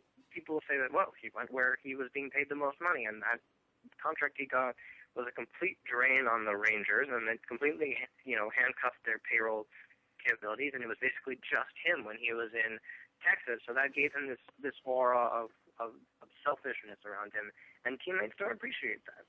In the clubhouse, look, I don't know what he is as personality-wise. I don't know how he comes off to his teammates. All reports I've heard say that he's not a mean guy, but he's not exactly, you know, I'm under the impression that he's not a positive clubhouse presence. But look, from the fans' perspective and from the teammates, from the players' perspective, you have a guy who's making $25 million on a I don't even know what the payroll was back then, $60, $70 million on the Texas Rangers last place teams. They had no flexibility to put anybody around him, so it was basically just him. That doesn't endear you to your teammates at all. Now, whether he was taking steroids during that era and that boosted his numbers to the point where he was able to command that kind of contract, and that, you know, that could exacerbate the frustration and the negativity towards him if that were true. So I wouldn't be surprised at all if that were a open secret among the player community that he had taken steroids, and then that increases the perception of the selfishness of what he did and what he has represented for the past 12 years. I would not be surprised if that were true at all. And, of course, talking about handcuffing the Rangers at the end, after 3 years, A-Rod only played in Texas for 3 years, won one MVP. They said, we can't handle this contract anymore. They traded him to the Yankees. They still had to pay a portion of the contract, I believe approximately $150 million of the $252 million, just for 3 years of A-Rod. So that set the Rangers back quite a ways. But when he left, they made a division run, and of course, now they're doing very well all these years later. Also, going to Texas, the suspicion there is Jose Canseco played in Texas, and then you had Ivan Rodriguez, who was caught, and Juan Gonzalez. He may have been on it, and then, of course, had Rafael Primero, who was caught. He played for the Rangers. Was there something in Texas, as opposed to other teams, that it seemed more prevalent that the players took steroids? Was Ivan Rodriguez ever caught taking steroids? Was he ever suspended? I think he was on the list of the Mitchell report. And he was. I didn't know that. I think that, look, in the previous era in Texas, not the current era, obviously, of the Nolan Ryan era of Texas, the Nolan Ryan ownership era, the John Daniels. In the previous era in Texas, in the late 90s, early 2000s, they were all about the home run. That's all they cared about. They play in a thin air environment. The ball flies out of Arlington Ballpark. They were all about power. They had miserable pitching, and that's all that they were. But all that they were about in Texas, as a team philosophy, power, home runs. All they cared about. So I wouldn't be surprised if there was that kind of culture of just we got all juiced up. Sammy Sosa was a product of that too. He came up as a rookie with the Rangers. Great point. And I don't know if this would add to it or not, but the Ranger games, they play a lot of games out in the hot sun. and perhaps they might have wanted to use something to combat that. I don't know. I mean, there was talk when A-Rod was going to Texas, his numbers would go down because he had to play in the Heat, and he actually had one of his best seasons ever in 2002. He had 57 home runs, didn't win the MVP, lost to Miguel Tejada. 2003 had less home runs but won the MVP that season, even when the Rangers were in last place.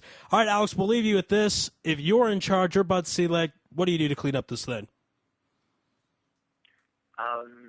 If I was in Bud Selig's position, I'd say first of all, I would say that whenever you are found to get, your steroids, whenever the test comes out, whenever you test positive and the 50-game suspension takes effect, instead of a 50-game suspension, you're banned for the rest of that season.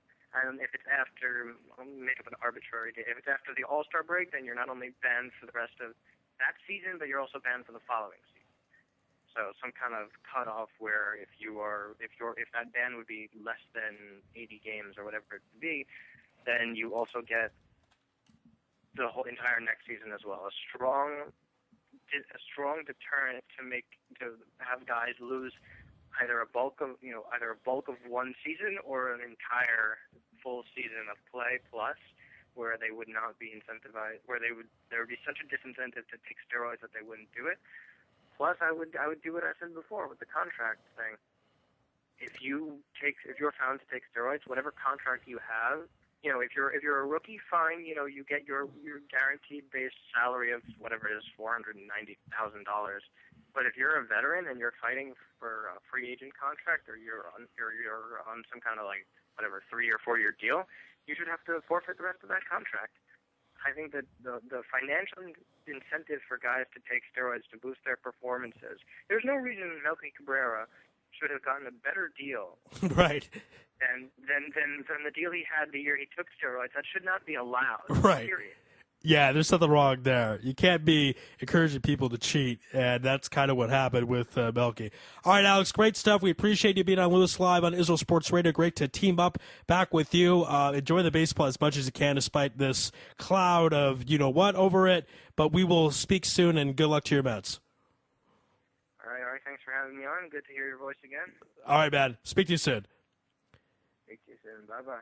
Alex Griffel here on Louis Live on Israel Sports Radio. We're going to take a commercial break, and on the other side, the man who will brag about his suspension prediction coming true, coming accurate, Ari Bluestein. That's on the other side. This is Louis Live on IsraelSportsRadio.com. You're tuned in to the only all-sports talk network in the Middle East, IsraelSportsRadio.com. Check out the Israel Sports Radio store by clicking on the store tab on IsraelSportsRadio.com. Great items such as t-shirts, hats, books, and much, much more. Price does include shipping, and we do ship throughout the entire world. All major credit cards are accepted to make your shopping experience easy and convenient. So once again, click on the store tab on www.IsraelSportsRadio.com. Broadcasting live from Israel. IsraelSportsRadio.com. Folks, as you may or may not know, Israel Sports Radio is not supported by government funding or personal donations or solicitations. Rather, it is supported by people just like you by purchasing gifts at the Israel Sports Radio store. Your purchase of a t-shirt, a hat, or book helps us continue our great, fabulous programming, such as bringing the Maccabi Baseball 2013 or the Israel Football League in the last few years. We hope to continue broadcasting for you fine folks out there throughout the entire world who listen to the station. And the way we are able to do so is through purchases through our Israel Sports Radio store. So once again, click on the store tab on www.IsraelSportsRadio.com. Broadcasting live from Jerusalem, IsraelSportsRadio.com. Check out the Israel Sports Radio store by clicking on the store tab on IsraelSportsRadio.com. Great items such as t-shirts, hats, books, and much, much more. Price does include shipping, and we do ship throughout the entire world. All major credit cards are accepted to make your shopping experience easy and convenient. So once again, click on the store tab on www.israelsportsradio.com. Building love of Israel, one sports fan at a time. IsraelSportsRadio.com. Folks, as you may or may not know, Israel Sports Radio is not supported by government funding or personal donations or solicitations. Rather, it is supported by people just like you by purchasing gifts at the Israel Sports Radio store. Your purchase of a t-shirt, a hat, or book helps us continue our great, fabulous programming, such as bringing the Maccabi Baseball 2013 or the Israel Football League in the last few years. We hope to continue broadcasting for you fine folks out there throughout the entire world who listen to the station. And the way we are able to do so is through purchases through our Israel Sports Radio store.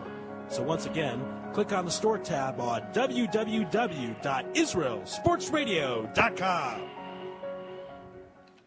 You're tuned in to the only all-sports talk network in the Middle East, IsraelSportsRadio.com.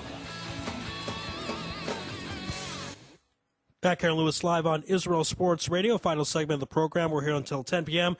What a great show we've had. We've had on ESPN's Bram Weinstein. We also had on Cover32.com's Cub Buenning. And we had on Alex Griffel from Washington University, my play-by-play man, partner in crime. And now our final guest of the evening, the man who will brag, of course, about his prediction being right again, Philadelphia insider Ari Bluestein. Ari, welcome back to the show. Thank you for that wonderful introduction, Ari. Yeah, so you got it right. How did you know that? Of course, last week you said that A-Rod would be suspended on Friday. You got that right. How did you know that? Well, I thought about two things. One is that usually these kind of things don't exactly happen when they're supposed to happen, so I just went kind of with the track record. And number two, if you look at a lot of these players that received the 50 suspension, pretty much after the weekend was when a lot of these guys get close to the 50-game mark where they would be basically suspended for the rest of the year, and that's it. Like, for example, the Phillies, Antonio Bastardo, there was 51 games remaining for the Phillies after Sunday, so he was basically suspended for the rest of the year. So it was kind of like those two factors that I thought about that would make me believe it wouldn't happen until this week. Now, we talked about last week a potential lifetime ban for A-Rod. That doesn't happen. It's 216 games. Why did that happen, not the lifetime ban? I think there were a couple of reasons. One, I'm not exactly sure what type of proof they had against A-Rod. It's obvious that he was involved based on all the reports, and A-Rod's not really denying it. But to the extent as to which he was involved is not really 100% clear. So then maybe there wasn't anything that was worth a lifetime ban. And the only other person I could think of that has a lifetime ban is Pete Rose for betting on baseball, and it's obvious that that was true. The proof was there, and he came out and admitted it eventually. So that's number one. Number two, I'm not sure if Bud Selig wanted to quite set the precedent for a lifetime ban for this type of violation. I think that if he set a lifetime ban as a precedent for this situation, if something worse came along, perhaps like betting on baseball, or even worse, maybe we can't even think about something that would be worse, then what would you do after the lifetime ban? So I think that you had to think about those two things. And I think he got it right. I think through the 2014 season was about right for Alex Rodriguez. But, obviously we're going through the appeals process. We'll see what happens. Now, how would that work? I mean, the people who decide if the appeal works are the same people who decide the suspension, correct? I mean, how does that actually work, the appeals process for A-Rod? Well, it seems like that he's going to be able to play during the appeals process, at least as of right now. I think they're going to make a decision later in the week on the appeal. But it's like I said, this is going to be an ongoing saga. We've talked about it before. Alex Rodriguez even came out in his press conference when he had that rehab assignment with the Trenton Thunder, the AA affiliate for the Yankees, that he said that there's more than one party that benefits from him not ever playing again, and it's not his teammates and it's not the fans. So by that, he's implying that there is some collusion, which is the potential story that I talked about last week about the Yankees and the MLB colluding to get A-Rod suspended without pay. So the Yankees don't have to pay anything more of that ridiculous contract. So we'll see what happens. Maybe the appeal will not be upheld. The suspension will be upheld in that case, and then who knows what A-Rod's going to do from that point. All right, now my sources have told me that A-Rod is the only player of all the players suspended who is fighting the suspension. So what I want to know is how come there's not other players out there that would do that? I mean, why not fight it? You get to play during the appeal. How come A-Rod was the only one? Well, I think the other players, they were shown the evidence that they had against them. And, I think we kind of talked about it before that because this isn't this isn't related to the actual drug testing policy of Major League Baseball, that the MLB had more of a flexibility to suspend more than 50 games. So I think that they talked with each of these players and said, look, we can suspend you for longer if we so choose, if we do investigate this. If you take the deal and take the 50-game suspension, that'll be the end of it, as if you did fail a drug test, which none of these players did, but they were in the allegations of the biogenesis. They had evidence that they bought these drugs, et cetera. So I think that the players realized, look, they wanted to just end it now, take the 50-gamer, miss the rest of the season, and move on, because it could have been much worse, a la what Alex Rodriguez is getting. So I think that's why these particular players just decided they're going to cut their losses and take the 50-game suspension, and that's the end of it. Now, you mentioned Philadelphia Phillies players suspended. Were there other people that people thought were on this list going to get suspended, other suspicious players, suspicious activity happening with the Phillies? Well, it's interesting you bring that up, because that has been a topic over the last couple of days, because you look at the past, over the last 5 or 6 years that the Phillies have had a lot of success, there have been players that have been linked to the drug testing, to failing drug tests. J.C. Romero, a very important reliever for the Phillies, was suspended 50 games after the 2008 season. Carlos Ruiz, after last year's All-Star season that he had, he failed the drug test and was suspended for the first 25 games of this season. There was also a couple of minor league players that were suspended, and I believe with the latest suspensions, the Phillies have accounted for 18% of the MLB suspensions. That's a pretty high percentage for one team. So I don't know about any further players being suspicious of a drug test. And in fact, the Phillies pitcher Antonio Bastardo, who's basically our setup guy, was suspended. There was no suspicion that Bastardo was linked to this until it was announced that he was getting suspended. So I don't think there's really any players in particular that are suspicious of having used PEDs or anything like that. But the Phillies do have a bad track record, unfortunately, of having players suspended for that. Wow, 18%. So certainly a huge number for one team. Fan reaction is oblivious. They don't care, upset, feel betrayed. What's been the fan reaction for Philadelphia regarding that 18% of all Major League Baseball players that were suspended were from the Phillies? Yeah, well, it's hard to gauge the fan reaction. I think with Bastardo in particular, I think people are not surprised, because he, in 2011, when he essentially used the biogenesis, he had the year of his life and was essentially one of the top relievers in Major League Baseball and was setting records for left-handed relievers. So I don't think too many people were actually surprised, especially because his production has tailed off a little bit, although he was starting to rebound in 2012 as of late. I'm sorry, rebound in 2013 from his bad 2012 campaign. The other players like J.C. Romero, I don't think there was much surprise there in 2009 when he was suspended, and Ruiz as well, because he had a spike in offensive production, even though he's one of the best defensive catchers in baseball. A lot of the other players that were suspended that were included in that 18% were a lot of minor league players, which, obviously the Philadelphia Philly fans wouldn't be too familiar with those stories and with those particular players. And I think in general, the Phillies fans really aren't concerned with it right now because of how bad the team is playing and because the window pretty much has closed on this era of the best Philadelphia Phillies baseball in team history. So I think fans are more concerned with the production on the field as opposed to the suspensions right now. Yeah, I mean, Cliff Lee, is this going to be his last season with the Phillies? Will he be traded? I mean, talk about some of the players, where they're going to go from here. Ryan Howard, will he be around next year? Jonathan Pettibon, I mean, tell us what's going to happen with the team. I imagine they'll want to rebuild.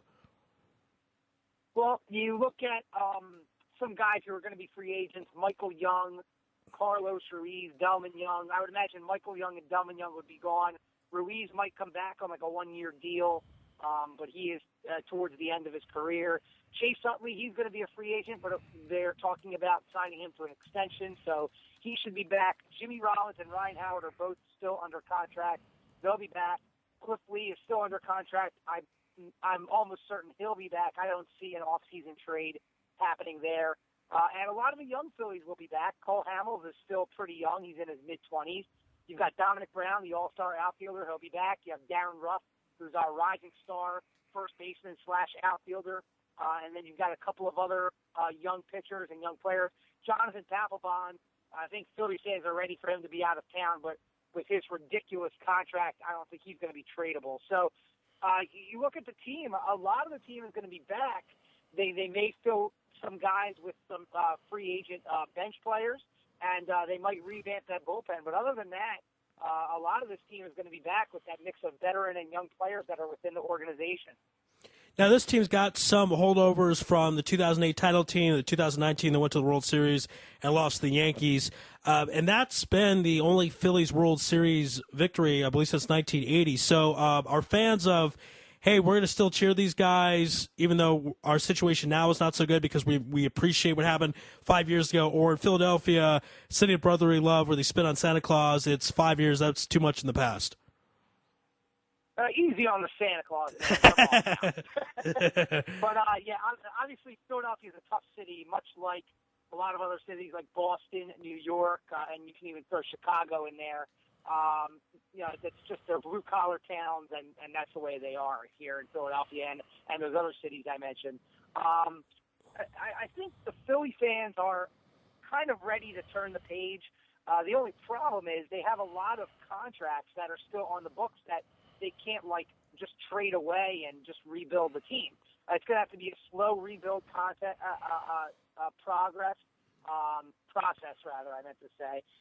where these older players kind of fade out and the new players fade in, and as the old contracts come off the books, then probably in 2014, 2015, they'll be able to maybe sign some bigger names. But right now, I think the Philly fans are fine with Hamels and Lee being the main pitchers. Possibly Roy Halladay could be back by the end of the year and potentially re-sign for a 1 or 2 year deal next year. So the starting pitching's okay. If the older guys like Utley, Rollins, and Howard stay healthy, they could potentially produce. And if they can combine that with some younger players and hopefully they continue to produce, maybe the Phillies have a chance. But I think the fan base is ready to turn a new leaf, but it's just not going to be that easy with the way the salaries are right now for the Phillies contract. We're speaking with Philadelphia insider Ari Bluestein here on Louis Live and Israel Sports Radio. Ari, let's switch gears and talk NBA, pro basketball here. Philadelphia Sixers looking to hire a coach, replace Doug Collins, a bunch of different candidates. Not real big-time names. There's some assistant coaches out there. Kenny Atkinson, Brett Brown, who, of course, played in the NBA for a while. Adrian Griffin, Josh Harris and David Blitzer got to decide. They're the partners. Who do you think is going to get that job and coach the Sixers next year? Ari, I really have absolutely no idea. It is I heard rumors that they had a coach, that they locked up Brett Brown, then that wasn't true. Then I heard it was down to Brett Brown and Michael Curry, but now they've brought in the 6 coaches for second round of interviews, including Brett Brown. You mentioned Adrian Griffin, Michael Curry, who is the associate head coach under Doug Collins, who coached the Sixers Summer League team. There's a couple other assistants in there as well. And I think the new general manager, Sam Hinkie, is taking his time, trying to find the right guy, the right fit, because, the Sixers, they're not going to be good next year. Everybody knows that. We traded away our only all-star in Drew Holiday, and the only other decent NBA player that we have is Evan Turner, and I guess you could put in Thaddeus Young in there. He's a good combo 3-4 guy. But other than that, it's a very young team with Michael Carter-Williams and Nerlens Noel, the 2 top 10 draft picks that the Sixers had, or rather top 11 draft picks that the Sixers had this year.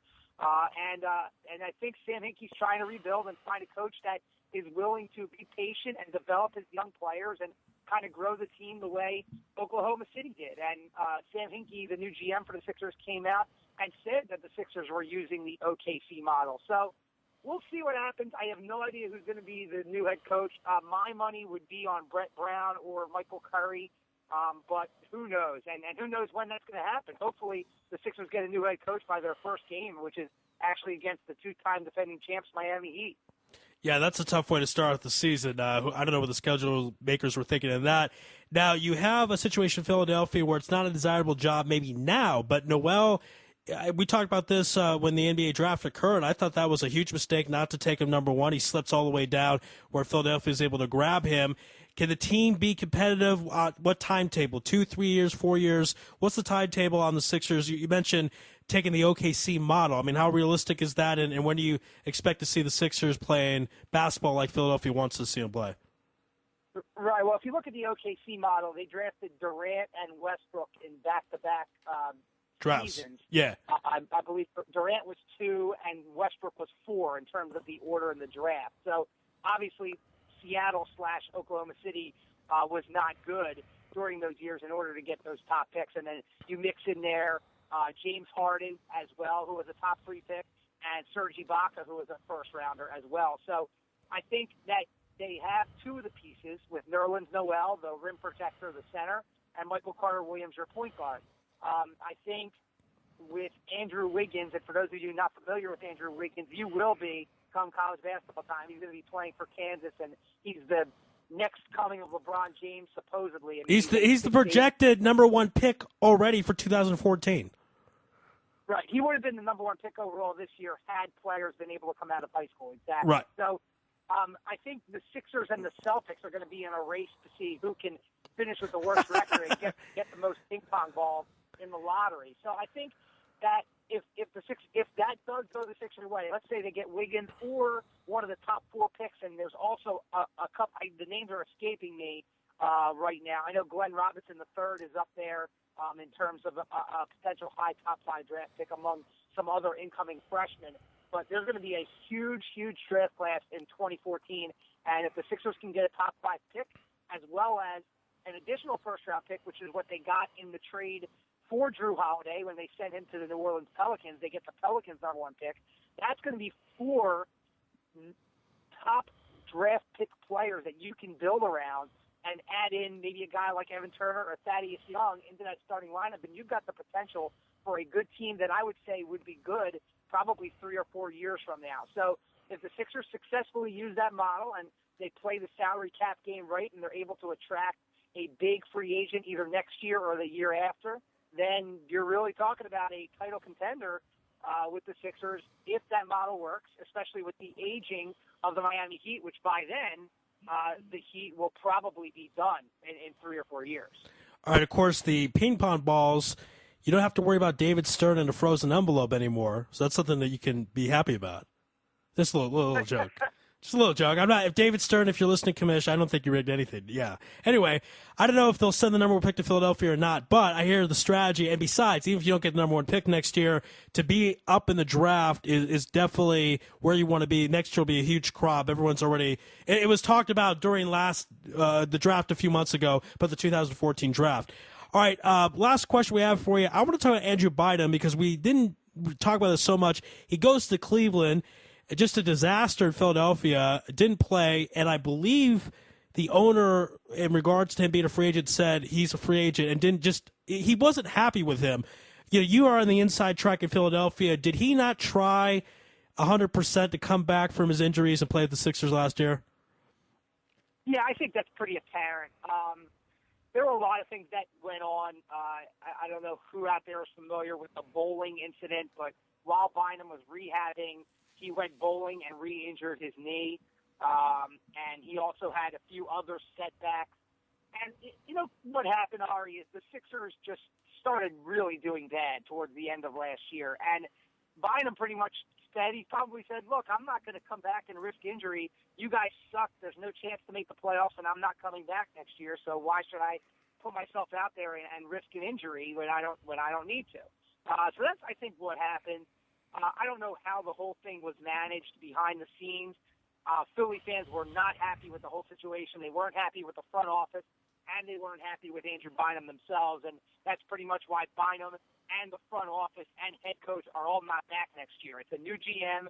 Obviously, it's going to be a new head coach, a new team philosophy as well without Andrew Bynum. But what I can tell you is I'm sure Sixers fans are looking forward to November 8th, which is when Bynum returns with the Cleveland Cavaliers to Philadelphia. Now, will Andrew Bynum be in uniform and on the court? I don't really know, but that is a date that has been circled on a lot of Sixers fans' calendars already.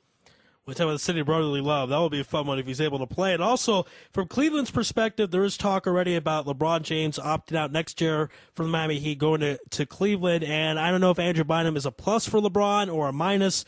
Time will certainly tell on that. And Ari, before we let you go ahead and give you a plug. Of course, you're the Drexel Women's play-by-play man. You also have a high school network. Tell us all about that.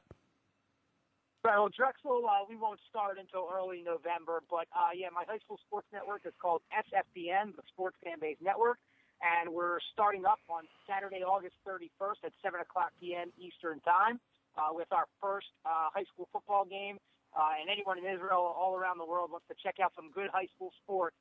We're going to be covering football, girls volleyball, girls soccer, field hockey a little bit in the fall, and then, of course, in the winter, boys and girls basketball. In the spring, we do baseball, softball, and lacrosse.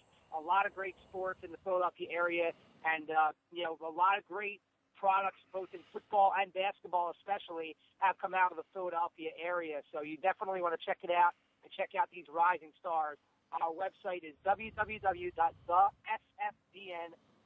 You can watch the games live and on demand, which is basically you can watch it replayed after the games have finished. All right, great stuff. Again, congratulations on you being right once again regarding the A-Rod suspensions. That's why we ask you for your predictions, because you have a pretty good percentage of getting it right. And again, kudos to the High School Network. We will be in touch. Thank you for being on Louis Live on Israel Sports Radio. Looking forward to making many more predictions on Louis Live. Thanks a lot. Amen, brother. Be well there.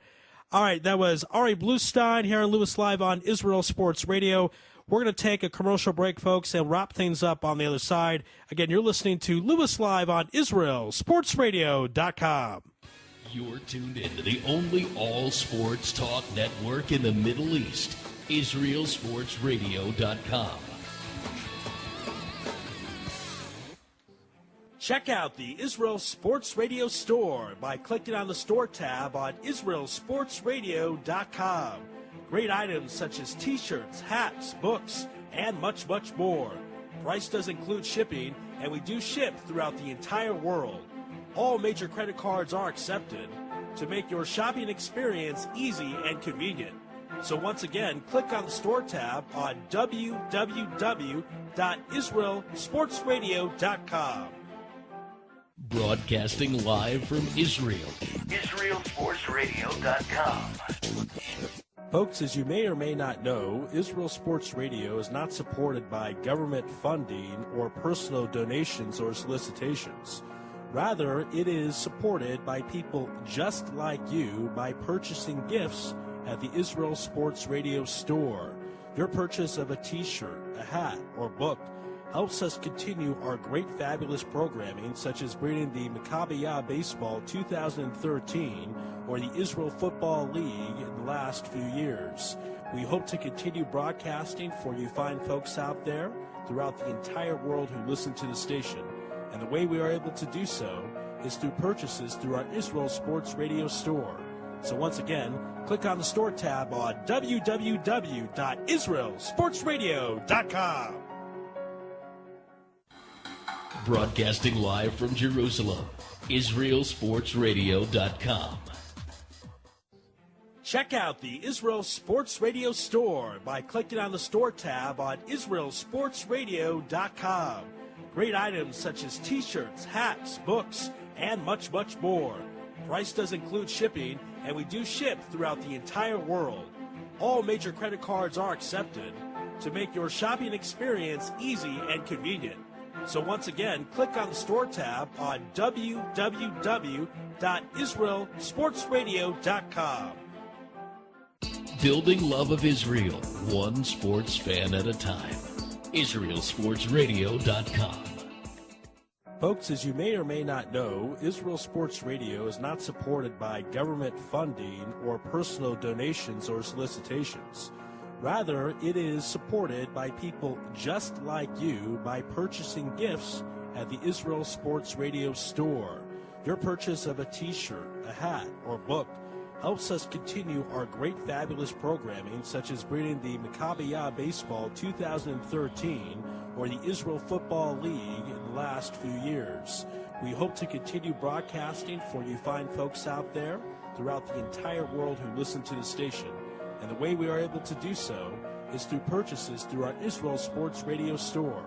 So once again, click on the store tab on www.israelsportsradio.com. You're tuned in to the only all-sports talk network in the Middle East, IsraelSportsRadio.com. All right, folks, we're back. That's the end of tonight's show. Hope everyone had a great time. Wanted to thank everyone who came on the program. But before I do that, I want to give a couple of announcements, program announcements. Next week, we're going to have a jam-packed show. Stay tuned for more updates regarding who will be on. We're going to have a lot of special guests. You can find us on Facebook. We have Israel Sports Radio, the fan page. You can click like and see certain announcements that we have. Of course, we have the Twitter, Israel Sports Radio, Israel Sports RAD. 2 years ago, our Twitter was ranked, I think, 54th in Israel, something like that. So it's a good Twitter account. And, of course, you can find me on Facebook under ARILOUIS. I have 2 Facebook accounts. Sorry, Facebook. I know I'm not supposed to do that. I'm trying to get rid of the other one. But my main one is a profile picture of me at a comedy club with 2 friends, and my smaller picture is me with a shotgun. So I'm not that hard to find once you realize the information about those pictures. Where do we begin? We talked a little about everything tonight. We talked about the A-Rod scandal, the steroid scandal. We talked about Johnny Football. We talked about pennant races. We talked about Manny Pacquiao's decision to go to the Olympic-style blood testing. We talked about it all. We thank everyone for listening to the program, and now it's time to thank our guest. Started the program with ESPN's Bram Weinstein, who said if ESPN comes back to Israel, he will host a SportsCenter show on the beaches of Tel Aviv. So we're going to have to hold him to that. We have that recorded. I'm certainly going to play that back to him and send him that file if ESPN comes back. ESPN, if that's not enough of a reason to come back, I don't know what is. We then had a Cub Buenning. He's been a good friend of the program for a long time, as Bram is as well. Don't mean to exclude Bram, but Cub Buenning came on from Cover32.com. Check out Cover32.com. Give a breakdown of the NFL coming up this season. He, of course, is Denver-based, and he says Peyton Manning's going to have another MVP candidate type of season. Don't think that was a mirage. We all thought last year he might not be the same after his 5th neck surgery, missing an entire season. He was fantastic. Had it not been for Adrian Peterson rushing for over 2,000 yards, Peyton would have won the MVP. A lot of people thought Peyton should have won the MVP anyway, considering where the Broncos were and where they went to. They went from 8-8 to 12-4, but they gave it to Adrian Peterson. Really can't go wrong with that. I think when in doubt, you got to go with the guy who almost breaks a record over a guy who just has a really great season. So, again, check out Cub Buenning at Cover32.com. And then we had on Alex Griffel, the play-by-play man for the Maccabi 2013. Of course, that was a color commentary, so I got to know Alex pretty good. He loves his baseball, big fan of baseball, doesn't like what's going on, obviously, with the steroid scandal. If you just joined us, A-Rod agrees to a suspension. Does not agree. He is suspended for 216 games. He appeals it. He is the only player to appeal the suspension. Ryan Braun and all the other players, on and on and on and on, Nelson Cruz, on and on and on, they all accepted the suspensions. A-Rod did not. He will play while the appeal is going on. He will play the rest of this season for the Yankees. His first game is Friday night, 2 days from now on Shabbos. Man, I wish I could see that game somehow. Be very curious to see how the fans at Yankee Stadium react to number 13 coming back to the big ballpark in the Bronx. So we'll find out on that. Time will tell. We're not done talking about A-Rod, folks. We're just not. And then we finished the program with Ari Bluestein. Last week he said that the A-Rod suspension would occur on a Friday. It did. He got it right. And he talked about how the Phillies had 18% of all Major League Baseball players suspended on their ball club. But the fans, it kind of is what it is. The team's not doing that good. They're not too bothered by it. and we'll see what happens if they're going to rebuild. The players have some big contracts, so we'll see if Cliff Lee is moved, Ryan Howard, on and on and on. Still some players left over from the 2008 title team and the 2009 World Series appearance team who lost to the Yankees. So time's going to tell on Philadelphia. Stay tuned next week as we're going to have a lot of great programming and a lot of great stuff. But that's it for tonight. God bless and good night.